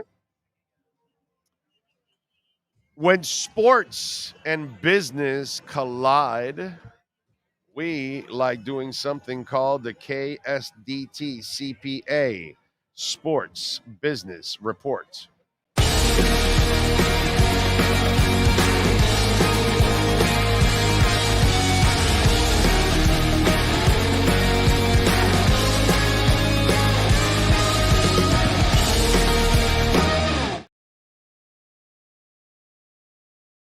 Wednesday night in Lincoln, Nebraska. Nebraska's volleyball team, the women's volleyball team, drew a massive crowd for a celebratory event on Wednesday night in Lincoln, Nebraska. A video of players walking out went viral, and the University of Nebraska decided to hold a big event on Wednesday to celebrate women's volleyball. They held 2 volleyball matches plus a concert at Memorial Stadium, where the Cornhuskers football team plays. The exhibition between in-state Division II schools, Nebraska, Kearney, and Wayne State. Then Nebraska faced Omaha in a regular season match. The capacity at Memorial Stadium is just over 85,000 for football, but the attendance for Wednesday night's event was exceeded thanks to the amount to the additional seating added on the field. The video that people were loving featured the Cornhuskers walking out of the tunnel onto the field. Some of the players could hardly contain their excitement. Nebraska entered the match 3-0 on the season and ranked number 4 in the country. They have won 5 national championships and are powerhouse in the sport. They've also sold out every home match since 2001. Nebraska said the attendance of 92,003, which they claimed was a record for a women's sports event. So the question I have is, if women's volleyball is the force in Nebraska, what does that say about their football team? Can the football team at least draw 92 people? So women's volleyball outdraws Nebraska football. Okay. That's a weird world, and that's a lot of money for Nebraska volleyball. I think they should be able to travel first class for the next 10 years, right, after all that. Did they sell the tickets at $100 each or what, $5? I wonder what the tickets were going for. All right, let's do it. That is your KSDT CPA Sports Business Report. This has been the KSDT Sports Business Report. KSDT CPA is one of South Florida's largest and one of the country's fastest growing accounting firms. KSDT is recognized by Forbes as one of the top tax and accounting firms for 2022. KSDT CPA is a full service firm that also excels in crypto. Visit online at ksdtcpa.com or call 305-670-3370. Right. Anthony Chang is ready to go. Let's talk a little basketball. Thanks to our friends at Baptist Health. Did you create the 2-person Baptist Health yet? No. That starts next week. By the way, Safed Dean joined us earlier in the week, and now today it's Anthony Chang. You've seen both of them on the platform before, but the difference is Safed and Anthony will be permanently joining the channel starting next week. You can catch them twice a week doing their thing here. And thanks to our friends at Baptist Health Orthopedic Care. They are the proud sponsors of those segments, the Heat segment and the Miami Dolphins segment. Let's bring our friend Anthony Chang on board. Anthony_Chang. Follow him at the Miami Herald. Anthony, how you feeling, my friend? I'm doing good, Big O. How are you? I'm glad to be back. You feeling better? Much better. Yesterday I started feeling better. The kid is back in school, which means the colds and all the illnesses and all that stuff is back. So Okay. the good Yeah. with the bad. I live with a teacher, bro. So trust me, it's Yeah. that's why I take my nature B, bro. I stay away from colds as much as possible with that stuff. By the way, the tickets for the doubleheader of the volleyball match in Nebraska range from $27 to $405 on SeatGeek. And the university provided 40 to 50 shuttle buses from parking areas around to get the fans to the stadium. That's crazy, dude. Did you see that volleyball game yesterday? 92,000? I saw photos of it, and that's just I covered women's volleyball at UF, the student paper. Mm-hmm. I thought, I kind of fell in love with the sport. It was really cool just to watch and just the skill involved. But to see a crowd that big to watch a college women's volleyball game was just, it's insane. It's crazy to see. What do you got, Sean? The ticket price to get into a Nebraska Cornhusker football game. Do you know how much those start at? $15? $16. 16. Wow. So women's volleyball outdraws football. That's I never thought I'd ever say that about Nebraska, bro. I mean, wow, dude. How the mighty have completely fallen, crushed. What? This is not the Cornhusker segment, so I apologize, Anthony. But last year, the Nebraska volleyball team turned a $1 million profit for the university. Wow. That's impressive. That is impressive. Because those are loser sport, not the sport being loser. Right. Financially, relax, folks out there. I love volleyball too, by the way. Yeah, I've always been a volleyball fan, men or women. I've always enjoyed volleyball. It's a fun sport. It's a fun sport. Yeah, hell yeah. Karch Kalai and all that back in the day. I used to watch. Sinjin Smith, I think, was the name of the one of the other famous volleyball players. I remember all of that. I always used to follow the pro tour of volleyball. All right, let's get into it. I would imagine the clock starts ticking now in this month because I kind of think this whole Lillard thing is going to happen by the end of the month. You know, I think in that last week leading up to training camp, they'll finally all come to their senses. Portland will say, we don't want this drama here. Sure. And then eventually they give in. What do you think is going to happen? That's been my prediction this entire time. And nothing really has happened for me to change my prediction, right? I mean, there's been really no development other than, I guess, Damian Lillard doing an interview with Mark Spears and saying that there is a trade request in, right? Other than that, like, there hasn't been anything that's changed. It's been really quiet. So I do think in September, usually after Labor Day, things start to pick up a little bit in the NBA. More players are working out in the facilities. So I think in September, we'll see a little bit more movement. And I have to think, I mean, I just don't see Damian Lillard on Portland's roster when camp starts. Like, it's just hard to imagine. I mean, yes, could it happen? Could Portland pull in Indianapolis and say, we're not going to trade him, we're going to keep him here unless we get exactly what we want? I guess they could, but it's a little bit of a different situation because Damian Lillard he's arguably the greatest player in franchise history over there. So I would think they would want to do things a little bit right by him and kind of not end this messy. It's a bad look for them too. It's a bad look for them. I know people will say that's overrated, but I do think that matters. And Jonathan Taylor, he's a young player, third year in the NFL, I think. So it's a totally different situation from that standpoint. So I do think Portland will they'll find a way to resolve this. And it just seems like everything points to the Heat because it's like the only team he wants to go to. So I just, that seems like the logical resolution.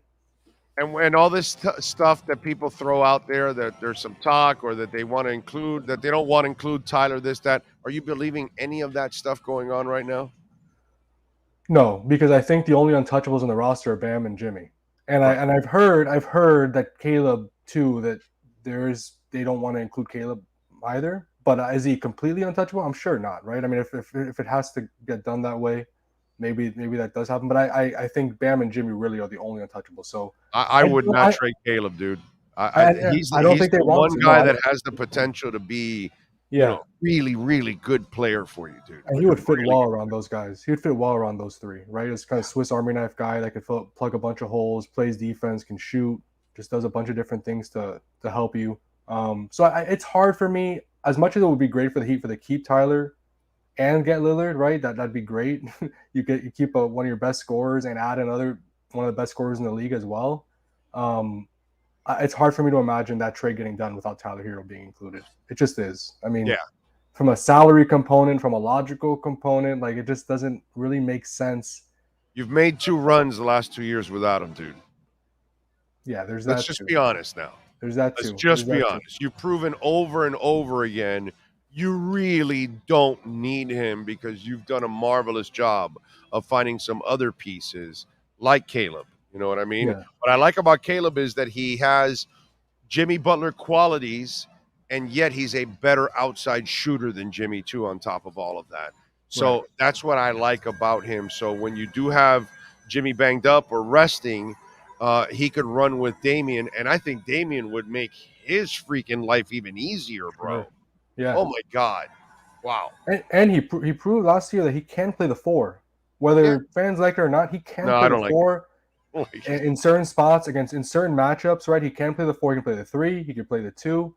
He can guard pretty much 1 through 4 for the most part. I just don't want to wear out his body like that. I don't disagree with you, but as a weapon, when you need to turn to that and you need to play small, he can play at that spot. I get it. Yeah, if it's in a pinch like that that you're trying to counter something really quickly, okay, I get it. But I'm not for doing what they did night in and night out for a stretch.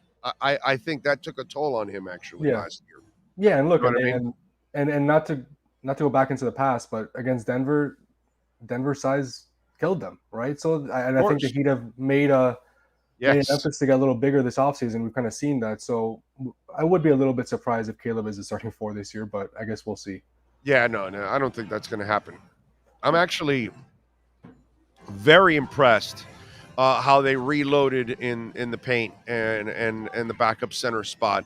I thought that was actually some really smart moves this offseason for them, because that was something that they really mishandled last year. They really did. Yeah, and they lost year 7, but to add a guy like Thomas Bryant at the minimum, who was I love it. In LA before he went to Denver midseason, he was putting up good numbers as a consistent rotation player for the Lakers.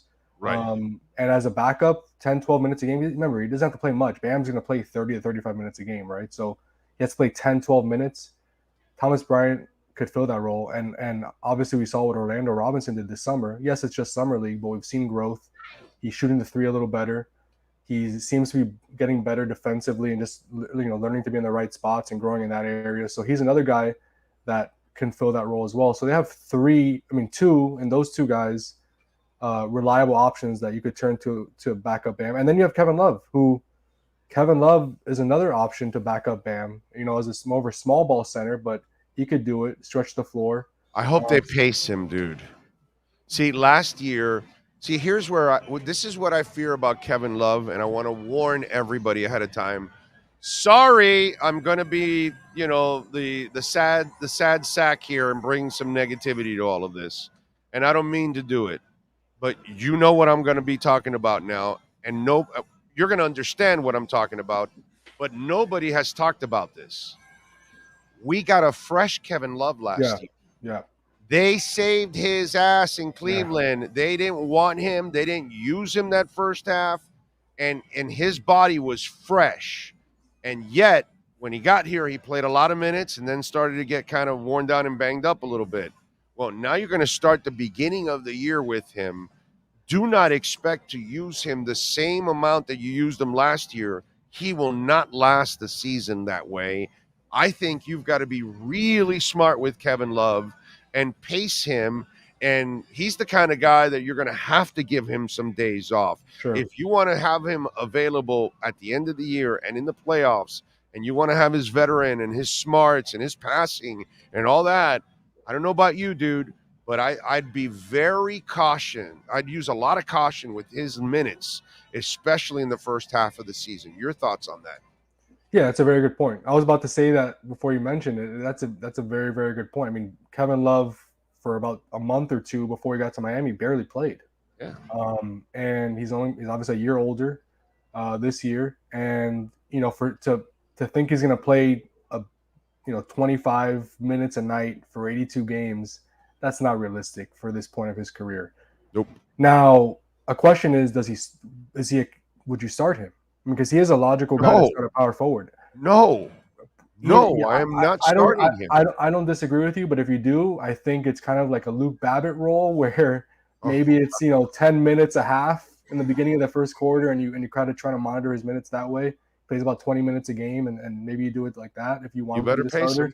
But I think you have to pace him. And if they do get Damian Lillard and they are a very, very good team, they probably will have that luxury of saying, okay, we're going to sit these two guys on the second night of back-to-back, but we still have Dame and Bam available, so we should still win. Or we still have Jimmy and Bam available, so so they might have that luxury to sit a few guys on those in those situations where they're playing 3 games in 4 nights, or they're on a back-to-back on the road. They might be that good where they're able to do that and still get away with it. Come on, Anthony. They're not going for Damian Lillard anymore. We're going for Antetokounmpo now. Come on, let's go. The question is, Big O, after what we've seen from Nico, and I don't think we've seen it because we haven't got up at 4 a.m, but what we've seen from Nico in the World Cup last few weeks, if Portland says we want Tyler and Nikola Jovic, would you do that deal? Or do you think Yeah. Oh yeah. You can have Nikola Jovic. Yeah. Trade him. I want Jaquez. Okay. Jovic is too young still, bro. You need to make a run now. I need a veteran. I need an older player. Give me Jaime Jaquez. They can have Nikola Jovic. I know that he's looking nice and all that stuff, but he's 20. Yeah, he's still young and he's not playing against NBA right now. No, that's the argument for doing that deal. Regardless of what we've seen the last few weeks, is Jimmy's window is right now, right? Dame's window, if you get him, is right now.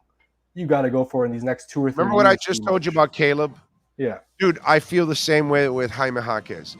What I like about Caleb, what I like about Jaquez, these are crafty mofos.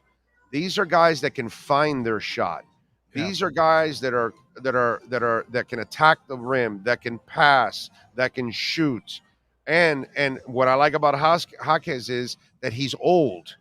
He's already an adult now at this point. And I think he's better suited overall to contribute right now. So if I'm going to have to give up a young guy, I've told this to Ira, and I'll tell you, I'm giving up Jovic because I think Jaquez is mentally better suited right now and physically to help Miami in a playoff run and a championship run. And plus, if I have issues with Jimmy and injury, I really like Caleb and Jaquez kind of filling that role of that dude. You know what I mean? Because it's it's impossible to replace Jimmy Butler, but I like Caleb and Jaquez kind of giving me what I can't get from Jimmy at the moment if he needs to rest or he's sidelined with something. The argument against that, and I'm not saying I disagree with you, but the argument against that point is the Heat has pretty much the leverage, right? So the Heat could say, you want Jovic and Hero? I don't, we're not including Jovic. We'll give you Hero. We'll give you a certain amount of picks and, another salary to make it work, like Kyle, who's an expiring or something like that, or Duncan. But we're not going to give you Hero and Jovic. You have to pick one. Right. And if you could be that ruthless, more power to you, baby. I mean, that's kind of where things stand, right? Because the Heat are like, we're not going to improve our offer right now. Who are we bidding against? Nobody. Right. There's nobody. Right. But does it get to a certain point where the Heat say, well, we need to get this done? So we'll, so I don't know what that line is for them, but the argument against including Jovic at this point, especially after what we've seen the last few weeks, or including both Hero and Jovic in the deal, is who are the Heat really bidding against? Do they really need to get rid of both of those guys to get Dame?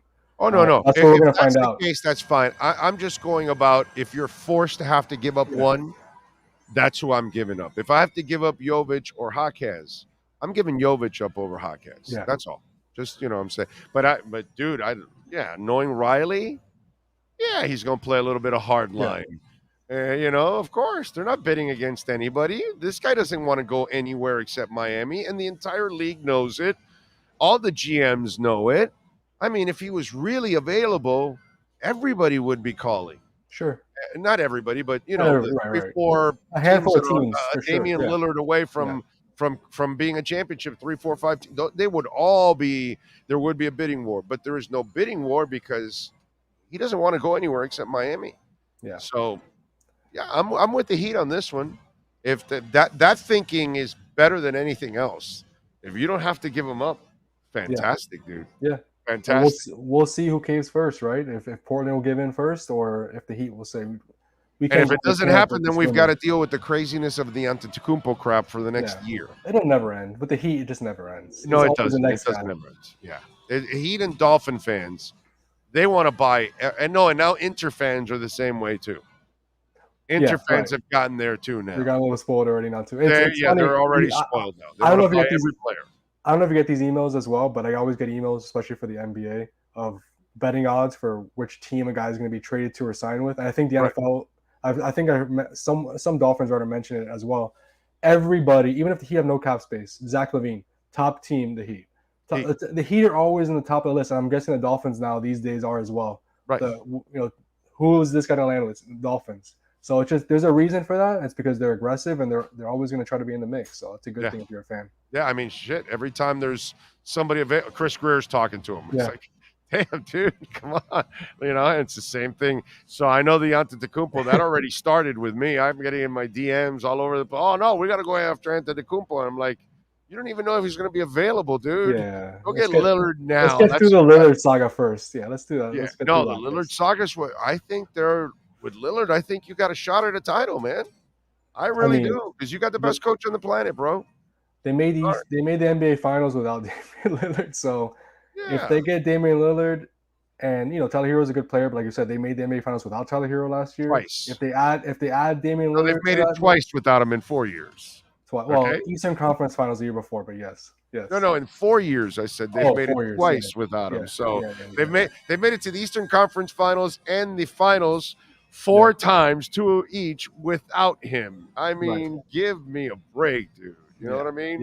Yeah. No, they obviously nothing's guaranteed and health will play a role, but they're either the favorite in the East if they get Dame, or one of the favorites, right? At least one, or in Boston, I guess, but they're in that class for sure. Oh man, that'll be absolutely amazing. Anything else? Anything on the injury front or anything that we got to be concerned about with the Heat? No, I mean things are really, really quiet. Obviously, Jovic is playing for Serbia. He's playing really well. He's the only Heat player participating in the World Cup. Eric Spoelstra is over there as an assistant coach for Team USA. Other than that, I think things will start to pick up now after Labor Day as far as guys. You'll see more clips of guys working out at the arena and all that because, camp is about a month away. It's crazy, but it's we'll be watching basketball very soon. I can't wait, dude. Can't wait. Had a lot of fun watching the summer league, and can't wait for the NBA season. It's going to be a lot of fun. Although the tournament, that in season tournament, bro. Don't get me started on that. God, I mean, seriously, dude. They don't. The regular season's not as important. Well, you're also going to throw in a tournament. It's like the players don't even play in the regular season. Your stars don't even show up for the entire season. You're not going to add a tournament. It's really baffling to me. You're not soccer, dude. Yeah. You're not soccer. I'm initially not a fan, but I'm going to give it a chance. I'm going to see what it's like this first few years, and let's see. But initially, I agree with you, Big O. Here's what I anticipate, my brother. The Orlando Magic or the Washington Wizards or, a team like that wins that tournament, they're happy. Yeah. They're happy because they accomplished something because their franchises never accomplish anything. But if the Heat or the Lakers or the Warriors or, these teams that they're not even satisfied being in the conference finals. They need to be in the finals or winning it all. Those kind of teams, man, they don't give a crap about this in-season tournament stuff. And their fan bases, which are spoiled, they're not going to be bragging about some stupid in-season tournament. This is good for teams that probably never make it or never do anything. Yeah. Well, you know what I'm saying? Maybe that's what the point of it, right? Is just generating interest among those teams that feel like they don't have a chance for an NBA title. Right. Well, if you get hot during this month, all of a sudden you have a chance at a trophy, right? So maybe that's the point of it. Maybe it's not for the Heat where the Heat are competing for something bigger. Maybe it's for the other half of the league that feel like, they don't have a shot at the NBA title. So maybe you just hit on the head. But yeah, my initial thought was, especially for me personally, selfishly, where we don't know what the schedule is going to look like for one of the weeks, and I don't know where I'm going to be or where, I can't make plans or I can't make reservations. It just makes things very complicated logistically. So, well, the good thing is that the Miami Herald pays for the traveling, so that's a good thing, Good So point. It's a very good point. That flight that you have to get on short notice that's going to be really expensive. Well, the Miami Herald's going to have to foot the bill on that one. So Herald is probably not a fan of the tournament either. Then that's it exactly. The Herald and and whoever handles the budget is a little pissed off about that. Follow him on Twitter at Anthony_Chang. What are you working on in the Miami Herald, my friend, so folks can check you out? Well, I've been off this week, but I'll be back next week. Just recapping what's been going on in the World Cup and kind of previewing just different decisions left for the Heat this offseason. I mean, we just spoke about it, right? Like they have 13 guys in their roster as they wait for the Damian Lillard thing to play out. 13 guys on standard contracts. They need to add at least one more before the start of the regular season, which again, that could come through a trade. We'll see. They have some guarantee dates in Orlando Robinson's contract, which we expect that they'll guarantee at this point. But there are some looming things that they still need to take care of before the start of the season.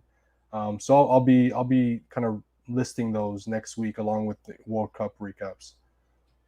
All right, good stuff there. Anthony, as always, appreciate you and welcome aboard starting next week. Anthony Chang will be with us twice a week talking some Heat basketball. Appreciate you, my brother. Thank you for taking some time. Have a great weekend, and I hope you feel better because I know you're in the middle of recovering. Thanks, Big O. Looking forward to being on regularly again and have a good long weekend. You got it, my friend. You be good. There you go. Anthony Chang, baby, of the Miami Herald, talking a little basketball. He's, a lot of these guys that I've known for a long time, like Anthony will come on with me all the time, whenever I want. You know what I mean? He'll come on. He's always gracious with his time, but I don't like to abuse relationships like that. And so I like to make it a business. And here we go. And we thank the great people at BaptistHealth.net. They have stepped up. They're part of our platform. And Safedine and Anthony Chang have joined us thanks to them. And I think that's pretty damn cool that we're able to add those insiders also to the program. And Michelle Kaufman, who comes on our show all the time, she is now going to be a permanent part of our platform every single week. Now we will have Michelle Kaufman talking Inter Miami soccer, so I'm looking forward to that, man. So it's a lot of fun. Yes, sir. What do you got for us? The Dolphins, 8 players on the practice squad. Okay. Tight end Nick Bowers, running back Darrington Evans, offensive lineman Chasen Hines, safety Joshua Kalu, defensive tackle Rashad Lawrence, tackle James Tunstall, wide receiver Raleigh Webb, and defensive end Chase Winovich. Winovich,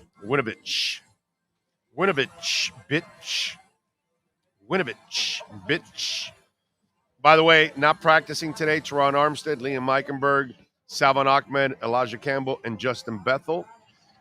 Placed on the IR today.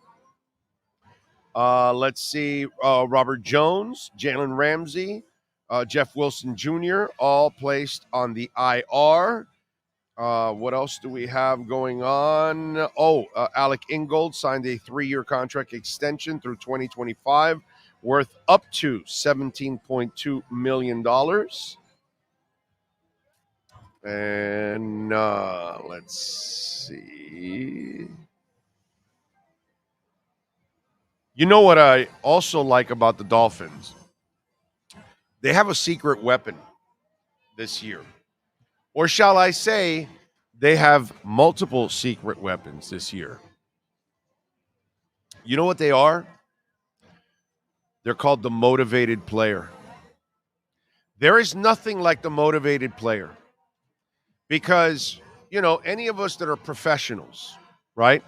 We all get paid to do a job, right? We've got these officers here. They get paid to protect us in our community all the time, right? And right now they're in a comfort zone, right? There's nothing going on. There's no trouble. But when there's trouble, their senses and everything get heightened, right? Because all of a sudden now, what they do they do something we never do. Their lives are on the line every single freaking day. But when the shit hits the fan, and all of a sudden things change, right? Now your life is really on the line because you're now taking on a challenge, right? And this happens not like the officers. They go through things you and I will never go through. But the challenges are there in life, right? You got to pay your mortgage at the end of the month. You got to work your ass off. You got to make sure you perform at work. You want to get that raise. Well, all of a sudden, your job is on the line. Now you've got to perform at another level to get that raise, to get that promotion. You know what I'm saying? And desperation is a thing that drives us. Whether we're trying to protect, we're trying to save our lives, we're trying to score, we're trying to get a new job, we're trying to sell a house, sell a car, whatever we're trying to do, right? Well, the motivated player, sure, he should be motivated because he's a pro. But, when you do your work every day, there's different kinds of motivations, right? And then when it picks up a little bit, like let's say I'm doing this show now and I'm in a relaxed atmosphere. But when I'm doing the Dolphins pre- and post-game show, there seems to be a little bit more intensity involved, right? That kind of stuff. Well, the Dolphins have secret weapons this year. It's not so secret, but it's things that most people will not be looking at. And let me give you an example. Xavier Howard. Xavier Howard and his agent know they're going to get their asses cut at the end of the year. In the offseason, they're coming to a head when it comes to his contract. And they're going to have to make a financial decision like they had to do with Jones last year. And we told you about Jones getting released a year before he got released. And we told you about X getting released 2 years before he's getting released. He'll get released next year. So X knows that he has to go out after an injury-riddled year and go out and ball out. So the Dolphins may decide to keep him. Or if he does hit free agency, he had a great year. Somebody else will sign him that needs a big, corner. Because if Cam Smith plays well, what do you think happens next year? You got to sign Phillips. You got to sign Waddle. You got to sign Hunt. You got to sign all kinds of players. They need money. You got to sign Holland. How are you going to do that? You're going to have to get rid of some salaries and bring others. That's why Cam Smith was drafted. So if Cam Smith or Kohu ball out, you're moving them outside to take over for X. So X has to ball out to either stay in Miami or play for somebody else. Christian Wilkins did not get his money because he did not produce the sack numbers. He's asking for the kind of money that you pay defensive tackles that get sacks. Guess what Christian Wilkins has to do this year? Play at a high level and go get sacks. Because he wants to get paid by Miami or somebody else. Motivated. Another guy, Austin Jackson, at the end of his contract, at the end of your patience, at the end of everybody's patience. But if he wants to have a career in this league and doesn't want to be a journeyman or a backup, which is what he'll end up next year, if he does not perform at a high level this year, Austin Jackson will be motivated. And then there's one guy that is motivated above all of those guys. Tua Tagovailoa. Tua cannot have injuries like he had last year. He cannot have concussions. If he wants that $250, $300 million contract, if he wants $150 million in guarantees or whatever the hell they give these quarterbacks nowadays, he needs to be motivated. And that's why he built up his body, learned jiu-jitsu, doing everything and anything possible to stay motivated and win that money. So it's a really interesting weapon that the Dolphins have. They have talent, but they also have some stars that are motivated from within because they are at crossroads in their career. Tua has to prove he can stay healthy. Christian Wilkins has to prove he can get sacks. X has to prove he still has it.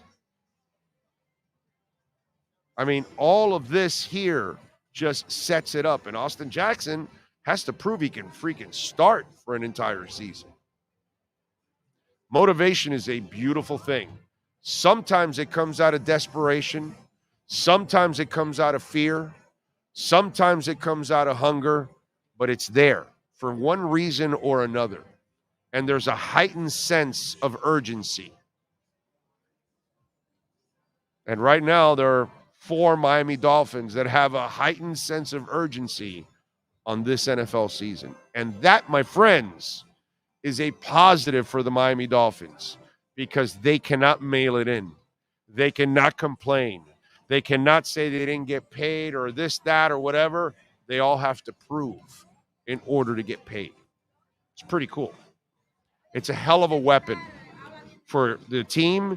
It's a hell of a weapon for the fans because this is what makes your team even better. Stars who are motivated to prove something. Pretty cool. All right. What else? Did you see 50 Cent? What an idiot. Did you see what he did? He threw a mic at a woman. Did you see the gash in her head? She had a gash in her head, and she had to get stitches. And by the way, you know who she is? She's Power 96 host Brianna Monaghan. So it was somebody that was there promoting your show. You might have been on her show to promote the show. And you reward her by... And dude, he threw the mic like hard. So let me understand this. Because now we go to concerts and we have people throwing at the artist and the artist throwing at the people. Is that what we have now? I don't understand that one. So we have the artist throwing mics at the people and we got people throwing phones at the artists. It's crazy. You're going to hang out here, birthday boy?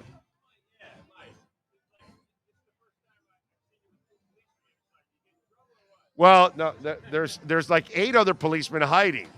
We got here, there were like 10 of them. They really didn't trust us. Give them a mic. Give them a mic there. There you go. Steve Calabro, baby. GM here at Hialeah Park. By the way, is it normal that you get strip searched when you get here? Because, I mean, I was strip searched here when I got here. I mean, they really don't trust me here, Steve. So where are you hiding things? That's the question. That's the question. And we don't need the details. I thought this was a clean show. I'm like that. I'm like that woman that hid the gun in the belly fat. Did you hear about that? No, in the belly fat. No. Yes. Did you hear about that? Please. Didn't you hear that a couple of people got shot at a baseball game recently? 2 women got shot at a baseball game. The woman. Really? The women that got shot, the woman snuck in a gun through her belly fat. Well, she had layers that she can stash a gun. Well, listen, whatever diet she's on, we're not trying that one. I got to tell you, I'm a big dude, but my truck tires aren't that big. I can't hide that. I mean, wow, dude. So what do you think? Does the million look good behind you or what? No, it looks a lot better in my account. Yeah. So do you know the top bill's $1,000 bill? It's very hard to get 1,000. Oh, yeah? They're not in circulation anymore, right? My dad had like 10 of them. They're worth anywhere from $4,000 to $15,000. Yeah, well, he's no longer with us. Did he will them to you? I have no idea whatever happened to them, but he used to collect them. And so when he would run into them, and I swear he had a bunch of them. I don't know what he ever did with them. Oh, he probably sold them for a profit. He probably did. I have no idea. A little piece out of it.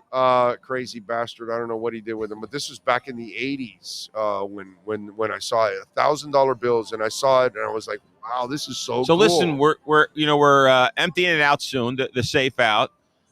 How big is your trunk? My bank account. Listen, for me though, you don't even have to empty the whole thing. If you really look at the $1 million fun facts, I don't need the dollar bills or the $5 bills. No. Give me the major ones. I'll just take the 20s and above or the 100s and above. Well, the 20s and above will get you 900,000. That's it. We're good. So that's enough. 900 is good. And if you steal it, it's tax-free. Well, listen, it looks great. You know, I mean, I always said, you know, and Sean always disagreed with me. I said, no, Big O is a good-looking guy, and now I can prove that you look really good in front of that $1 million. Yes. Right? See, if I was single, I could now pick up anybody. Yeah. See, that's the good thing right there. You could say that's the ultimate weapon. You see, this makes you handsome. Yeah, you get a little better looking. I have a story about that. This is a good story. I'm talking to this guy, Matt Harkness, was my boss, a great boss, right? And he's talking to me and his boss, Mark Brown. These were up in the Atlantic City days.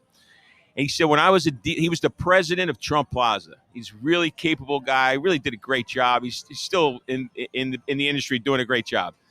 And he said, the funniest thing happened. When I was a dealer, dealing craps, he was chasing this cocktail waitress. He wanted to date her so bad. He said 2 years I went running after her. She wouldn't give me the time of day. He goes, 25 years later, she's still a cocktail waitress. And he comes back to Trump Plaza, but now he's the president. And he says, I don't know what it is. I guess I got better looking as I got old. This job. I got this job. I must have got a little better looking. And now she was all over him. Yeah, literally, legitimate, like she thought she could find better. 25 years later, she's still slinging eggs and bacon and going, yeah. Luckily, he was happily married and he never had any interest in it. But he thinks I got better looking as soon as I got this job. That's a sin. That's a sin. That happens when you get the money. You can pretty much do whatever you want, man. So, Sean, are you feeling good with the $1 million behind you? Is it a comfortable place for you with the money that close? No. The police kind of are kind of ruining your style a little. The police are ruining our plans here, bro. Armed police. Yes, Hialeah is a pretty good group. They kind of know what they're doing. I had this big woman that was going to come over here and stick this under her belly fat and walk out. Yeah, she's now a friend. Yeah, she's now a friend. I bailed her out and brought her here to Hialeah. Oh boy. But hey, by the way, have you seen the women that actually go into stores and they have the big dresses and they're big women and they're stashing stuff under skirts and all that and walking out? And it's like they put up their skirt like a 50-inch television and just walk out. And you don't even see the TV in there, It's just like it disappears. That's a big girl. That's a big girl. I'm not really looking at them too closely. That's a big girl. And there's those videos. If you haven't seen them, you should check it out because it's hilarious how they can just hide a lot of stuff under those tents. But anyhow, so back on a different topic. So Dolphins are starting any day now, right? What do we got? 10 days? 10 days. 10 days till 10 days exactly. First, and it's going to be interesting. It's going to be going to have a great season. I was up in New Jersey for the weekend. It was my birthday recently. Oh, thank you very much. I got your text. Happy birthday. Thank you. Feliz cumpleaños, as they say, right? Yes. But and a lot of people in the north are a little bit, it seemed to me, interested that the Dolphins were going to be right there in the thick of things. Wow. Now, a lot of them were Jet haters. In the New York region, Jersey area, you got half the people hate the Jets and half the people they're the Giants fans, and so all those fans were saying, "Hey, Miami's for real," which I found it's look, I believe as a fan they're right in the thick of things. Although I'm loving, and I did watch your podcast the other day, the Jonathan Taylor. Oh yes, let's say whatever. Fiasco. What I was going to say, lottery or whatever. I mean, I think you're going to have to pay through the nose, unfortunately. Not through the nose, but pretty high, more than Dalvin Cook. Right, that's why it never was going to happen. Yeah, so that was but that's why I told everybody it was never going to happen because this guy goes for low-hanging fruit. He's not going to pay. Yeah, he's not going to pay 11, 12 million. He's not going to overtrade, and he's not going to overpay. Yeah, but now how about this? That's why he got Jalen Ramsey for a third.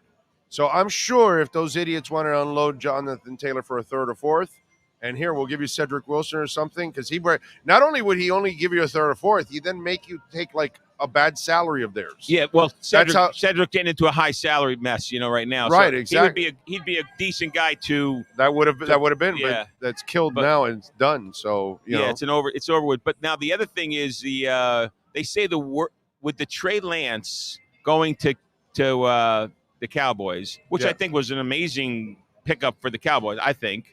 It's a no-lose situation. Yeah, because he's got a lot of talent now. Unfortunately, he's not really fine-tuned, and he doesn't really have great accuracy. He needs some time. Right, and so just give him a change of scenery, and then see. You didn't pay anything for him. You're not paying the signing bonus and all that kind of stuff that they did. You didn't pay all the picks. You sent a late pick, and brother, if it works out, fine, and if it doesn't, you get rid of him, and that's it. But they're saying, related to the Miami Dolphins, for the 49ers, that might have been the worst trade, one of the worst trades in the NFL in the last 5 years. Well, Chris Greer has two of the best trades in the history of the NFL. That one, you're talking that one? The San Francisco and the Texans, the Tunsil trade. Tunsil, yeah. The Jalen Ramsey, the San Francisco trade. What is it? It's 3 Chubb, Jalen Ramsey, Phillips, Chubb, Jalen Ramsey, Waddle. Oh yeah, Waddle. Drafted Tyreek Hill, Chubb, Right. Right. Yeah, that's phenomenal. That's right? Stupid for Trey Lance. For Trey Lance. For them to get access to Trey Lance. You get Chubb, you get Waddle. And Tyreek for that trade. It's not even close. And then Tyndall, whether it happens or it doesn't, who cares? Yeah. No, but the Houston trade. And then the Tunsil trade is 2 first rounds, wasn't it? No, it's 3 first rounders and a second, right? Was it? The Tunsil trade also brought in, I don't know how many players it is. It's a whole bunch of other players. Because he also used some of those picks and traded again to get other things. Well, it's stupid. Oh, but Big O, those are 2 of the greatest trades in the history of the NFL in the last quarter century. Well, you got to do that if you're Chris Greer, because your owner's losing first-round draft picks. Right. Yeah. Hey, look, I'm just have reporting a the facts. I'm just reporting the facts. It's the truth. It's the truth. You got a goofball owner that all he does is give away picks like he's Oprah. You get a pick, and you get a pick, and you get a pick, and like, what the hell is wrong with you, dude? Like, are you really part of this? Are you really part of this team, or what's going on? Yeah, well, that just tells you how out of touch he might be, with the actual reality of the game or the business side of the game. Although he's made a lot. Look, say what you want. As bad as real estate. He's made some money. I mean, he's inherited a lot and made a lot, and he's done some great things at the stadium with the tennis. He's a very good owner in that sense, bro. Yeah. No, he wants to spend. He wants to win. What he has to do is stay out of it. Just sign the checks and be a cheerleader, bro, and shut up and move out of the way. You're not a personnel guy. So don't make personnel decisions and don't be part of it. I'm going to go a different direction because I've recently, and I know this may not make you happy, but I'm feeling a little bit of an allegiance to University of Florida, only because of course. I've had a little bit of an allegiance, not on the school side, but on the medical side. Right. Hell of a hospital, I can tell you that. A great hospital, and my surgeon, Dr. Lee Ming Su, was about the greatest. Let me tell you a quick story. Now, my wife loves this surgeon, and said he's when she first met him, she called him Superman. This is like 6 months ago, right? I had a little, for your listeners' knowledge, I had some medical issues, right? So I'm going into the surgery, right? And I'm going in, and so all of a sudden, they give me the calming juice, the shit that the before they give you propofol, and they wheel me. I give my wife a kiss. They wheel me in. And I'm all interested in seeing the operating room, and this is like robot, and and all this stuff. Now, I don't remember anything. The next day, the doctor, one of the doctors comes in and says, "Steve, you were really talkative in that operating room." And I'm standing there saying, "What?" He goes, "Yeah, you got in there and you were admiring the robotic surgery equipment, and then the surgeon came over, Dr. Su came over, and you called him Superman." And you kept asking him where his cape was. I have zero recollection of any of this conversation. Yeah, of course. So my next question was, did I say anything inappropriate? And he said, no, don't worry. You didn't say anything inappropriate. My point is that drug is the real deal. And so just want to let you know that. And so I'm going to end with this. I've watched the Untold Story, The Swamp Kings. Oh, yeah. Watch it. It's pretty everybody amazing. tells me that it's pretty cool. Tebow's obviously, I love Tebow and I always have. And, Urban Meyer can go either way, but he beat the crap out of those guys. They got lucky. It looks like to me they got lucky in 06 with a couple of breaks. And then in 08, they won another national championship, and it's Do they go over all the arrests during that time? 31 in 5 years. Yeah, okay, They all right. don't go over all of them, though. All right. I was wondering Yeah, if they left that part out. No, they mentioned 31 in 5 years. Yeah, Right? It's yeah. 4-part Urban series. Meyer. Yeah, so at any rate. He's a special piece of... Yeah, he was a little history there in Gainesville. But anyhow, so I got to run. All right. Appreciate you, brother.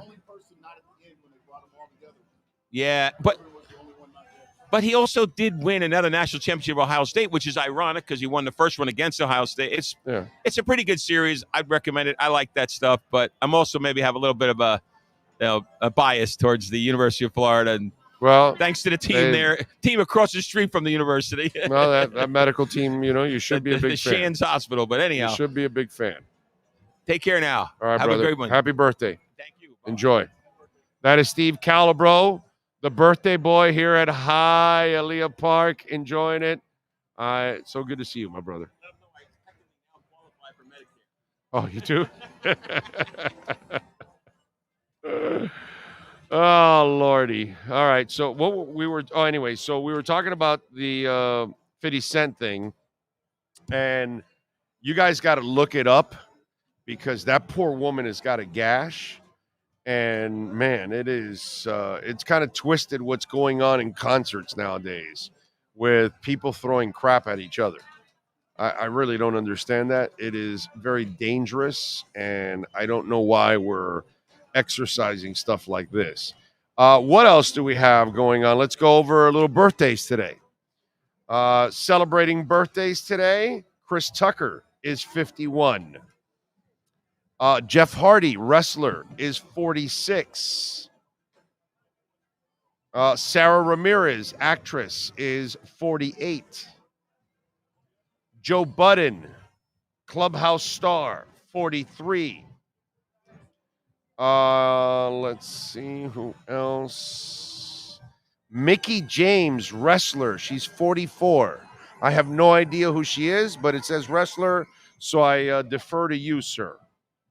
Richard Gere is 74. How old is the mouse? What else do we have here? Brittany Mahomes is 28. Larry Fitzgerald is 40. Athena, wrestler, 35. It's a real wrestler? Okay. I got to check with you. I don't know the names. Debbie Gibson is 53, the pop singer. Van Morrison, yeah, baby, 78 years old. The legend. Who else do we have here? It says Ahmad Gardner. There we go, football player, 23. And that's it. Those are your famous birthdays today, August 31st. And let's tell you why August 31st matters in music history. First in 74 on this date, the Rolling Stones released Goat Head Soup. It was not remembered as one of their classics, but on the back of the hit single, Angie, it went to number one. Angie. In 91, Metallica on this date started a 4-week run at number one on the album charts with the Black Album, which featured Enter Sandman, Sad But True, The Unforgiven, and Nothing Else Matters.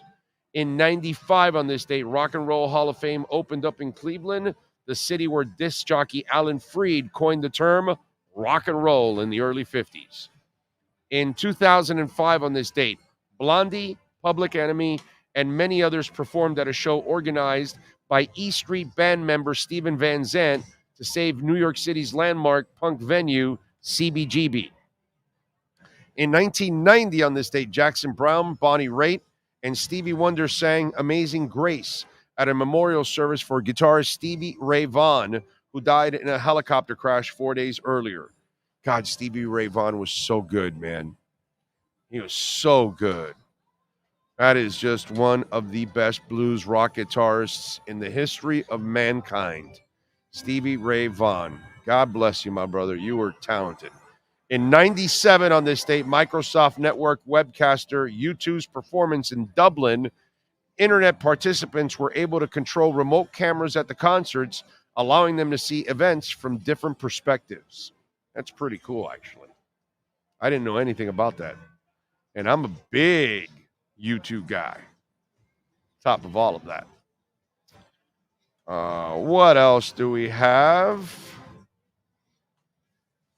There is, I don't know how you can do this, but if you can go to my Twitter page and you'll see it's one of the top stories, probably one of the top 15, 20 tweets in there that I posted. There's a sex therapist. She's in the New York Post. Her name is Olivia Bentley. I want people to see her picture. Okay? I can kind of show you here, but you're not going to be able to see it the same way. You know what I mean? But you got to see it. But this is interesting. Sex therapist. What? You can't do it? You can't open. You open a page on the top, you hit twitter.com, and then you Big O Show, and then you can include it. What's wrong with you? Oh. Okay. All right. Well, we won't be able to do it. All right. Go to my Twitter page at Big O Show. So, sex therapist Olivia Bentley, she's actually a good-looking woman, takes a hands-on approach with her clients by sleeping with them. She says, "I've saved marriages." The Boise, Idaho native told Kennedy News, calling her work life-changing. "I get physically involved with the majority of the people I see. I think that's part of the appeal." The veteran sex worker, who has spent 15 years in the industry, claims that women have asked her to demo sex acts on their husbands, while some of their wives grant their eager husbands a hall pass to pay Bentley a visit. Some ladies say, "I don't always want to be involved in this, but I want to know who you are. I want to approve you, and I'm going to let you come and see you." So the 46-year-old it's an intimate educator who earns a whopping $500,000 a year for her service. Outside the bedroom, Bentley, who sees up to 10 clients per week, supports her customers emotionally and gives them tips for maintaining a healthy sex life, consequently, their marriage. People are usually nervous, so I have to do my job at making them feel comfortable and easing them into it. "I'm kind of like a guide," she said, noting that she wants the women to feel very comfortable and confident. "I'm very affectionate physically and emotionally towards the wives always. If she's feeling very good, then the mood is elevated. And then we have a really good time, and the husband is very grateful for the experience." Yeah, the husband is grateful for the experience. It's a threesome.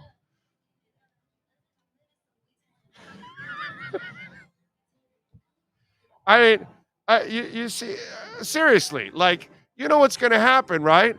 A whole bunch of dudes are all of a sudden going to say, "You know what? I'm unhappy with my marriage. I need to go see her." I mean, think about that. It's crazy. You unhappy with your marriage?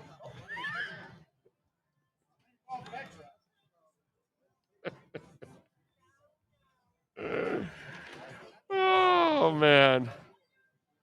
I saw that and I was just laughing my ass off. I mean, I can tell you this. She has not been hired by a Cuban woman. That's all I can tell you. I can only speak for my kind, but ain't no Cuban woman going to approve of that. All right? You go to a Cuban woman and say, "I'm not happy, but we can hire her so she can teach us." Brother, el chancletazo que te viene is just beyond. And then a divorce and then everything else. There's no way. That's why she lives in Idaho. Ain't no Cubans in Idaho. I can't speak for anybody else, but I can tell you this. There ain't no Cuban family doing that. No way, bro. No way. And there's a bunch of Cuban dudes watching right now going, "He's right about that." That is nuts. I saw that story and I could not believe it. Oh, man. It's a hell of a job being a sex therapist. I can tell you that. Huh? Yeah, you go to school for that. Yeah. School of life. where you go have a lot of sex. Oh, man. We are at Hialeah Park, folks, where they have the loosest slots in the state. Not the loose slut that I was talking about that has sex therapy. No. Loosest slots in the state, okay? Not, So come on down. It's all documented. And by the way, the $1 million leaves today. So you can come by, take a selfie if you want. Till when? What time is the money gone? I'm leaving about 7:15. Oh, the money's gone at 7:15. Okay. You don't know? Okay. I don't know how much time is left for the money for you to take a selfie if you want before Sean takes the money. Okay. Oh, till 4 a.m.? Oh, okay. So they're here till 4 a.m. So this is the last night, in other words. So you got time to come on over. How many times do you get to take a picture with $1 million? Never. So come on by. Don't worry about it. It's not a crowded house here right now. You can come take the picture. It's all good. What else do we have here? Richard Gere and the Mouse. Ha, you're killing me. Oh, too funny. You picked up on it. You picked up on it. You picked up on it, you little gerbil. By the way, Welton Rayom, proud sponsors of our program. When we talk about a law office, they are in Hollywood, and you could call them wherever you're at. And let me tell you something. Sometimes something happens to you, right? We got bankruptcy, we got condo damage, criminal defense, business owner claims, commercial litigation, personal injury. But sometimes things happen to you, and you don't know if you have a case. And you got to find out by asking a professional. So if you pick up the phone and you dial 954-966-4646, I want you to ask for Jeff Welt. All right? Jeff and Dan do a great job, Welt and Rayom. They're in Hollywood. And the consultation's free. So you pick up the phone, you call Jeff, and you run it by him. Hey, look, this happened to me. This, and this, and this. Do I have a case? And Jeff will tell you, yeah, you have a case. No, you don't have a case. Maybe the statute of limitations has run out or whatever, or maybe it's not, and you can still do it. Call a professional, find out. You may have something coming to you that you deserve. Somebody may have taken advantage of you, and you didn't know that you could actually claim it. Please call Welton Rayom. Jeff and Dan do an amazing job. Listen, I saw them a couple months ago close out a case that literally had nearly 200 clients. They bring the insurance companies to their knees. That's what they did for us with Progressive. They were trying to rip us off. And brother, they got the guy that was handling the Progressive side, they got him fired. That's how much they twisted it on the Progressive guy and how they made him look incompetent that they got him fired. Okay? Welton Rayom, I'm telling you, they don't mess around. 954-966-4646. Even one of our listeners in Orlando called Welton Rayom to hire him. He came down to visit them and meet them in Hollywood. So call him, 954-966-4646 for Welt and Rayom.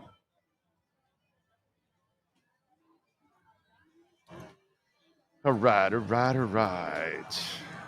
What do we have here also going on? Oh, by the way, one of the things that I am tired of in life, okay, I am just freaking tired, okay, are reboots and remakes because we have zero creativity. So we've got to remake this show and remake that movie and you do things and they are crappy because you can never recapture that magic. And they do this all the time. And guess what they're doing it with again? Highlander. And I know they got John Wick's director and all that crap, but director Chad Stahelski gave some hints about his approach to adapting the 86 fantasy classic, which Henry Cavill attached to a play in the immortal Scottish swordsman Conor McLeod. So they are going to come up with a new, to me, Highlander is one of those. The TV show is pretty good. The movie, I really enjoyed the movie with Sean Connery. I don't know why you want to redo this. I really don't understand this. You know what I mean? What is it that you guys can't come up with your own stuff?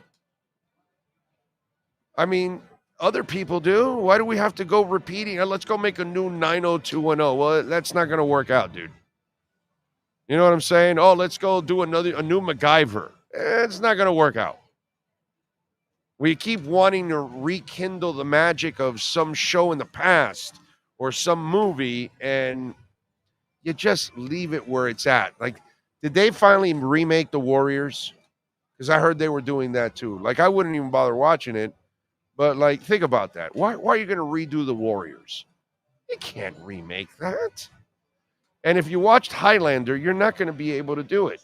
Now, he says, our story engages a lot of the same characters, but we also brought in elements of all the TV shows, too. We're trying to do a bit of a prequel, a setup to The Gathering, so we have room to grow the property. I don't get it, bro. I'm a Highlander fan from back in the day, and to me, it just makes zero sense to try to rekindle and bring it back. I just don't get it. Yes, Gil Brandt died, man. He lived a full life. We'll say that for sure. But rest in peace, Gil Brandt. For me, Gil Brandt will always be known as the guy that saved Jimmy Johnson's ass in Dallas because Jimmy Johnson did not want to draft Troy Aikman. And Gil Brandt had to fight him in that war room and tell him, you got to draft him, you got to draft him. He is a difference maker. And Jimmy didn't have good experience with Troy because of the experiences in Oklahoma when he broke his leg. So he didn't trust Troy Aikman. So he did draft him after Gil Brandt and half the personnel department told Jimmy, you got to draft him. And then Jimmy went on to draft Steve Walsh in the supplemental draft that same offseason. Once he saw that Troy Aikman was a baller, he then traded Steve Walsh. Gil Brandt saved the Cowboys and saved Jimmy Johnson. You may not have won all those championships if you don't have the quarterback. And when he got here, he certainly couldn't find another quarterback here in Miami with the Dolphins. He ruined everything around Danny. And what, John Dutton? Jim Druckenmiller? I remember the quarterbacks he brought in. Brock Heward. I mean, give me a break. So, it's some of the misconceptions that are out there. Jimmy gets some love that sometimes other people deserve, not him. That's kind of the reality. All right. Sean, we are out of here. We want to thank Alan Poupart. We want to thank Anthony Chang. By the way, all of these interviews will hit the platform, Big O Radio Show tonight. The Joe Shad interview will be hitting the platform very soon. So you can catch that interview with Joe Shad. We appreciate Steve Calabro, Frank Fiore, the Brunetti family, as always, for being strong supporters of our program. Everybody out here that made it nice and easy for us to broadcast here in front of the $1 million.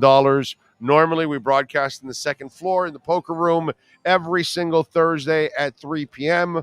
We appreciate all of you for tuning in. Thank you for keeping it locked. We will see you tomorrow morning. We'll be in studio tomorrow.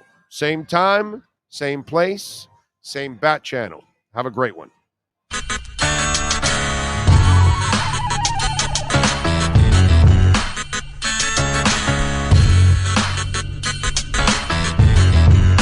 This is the Big O Show.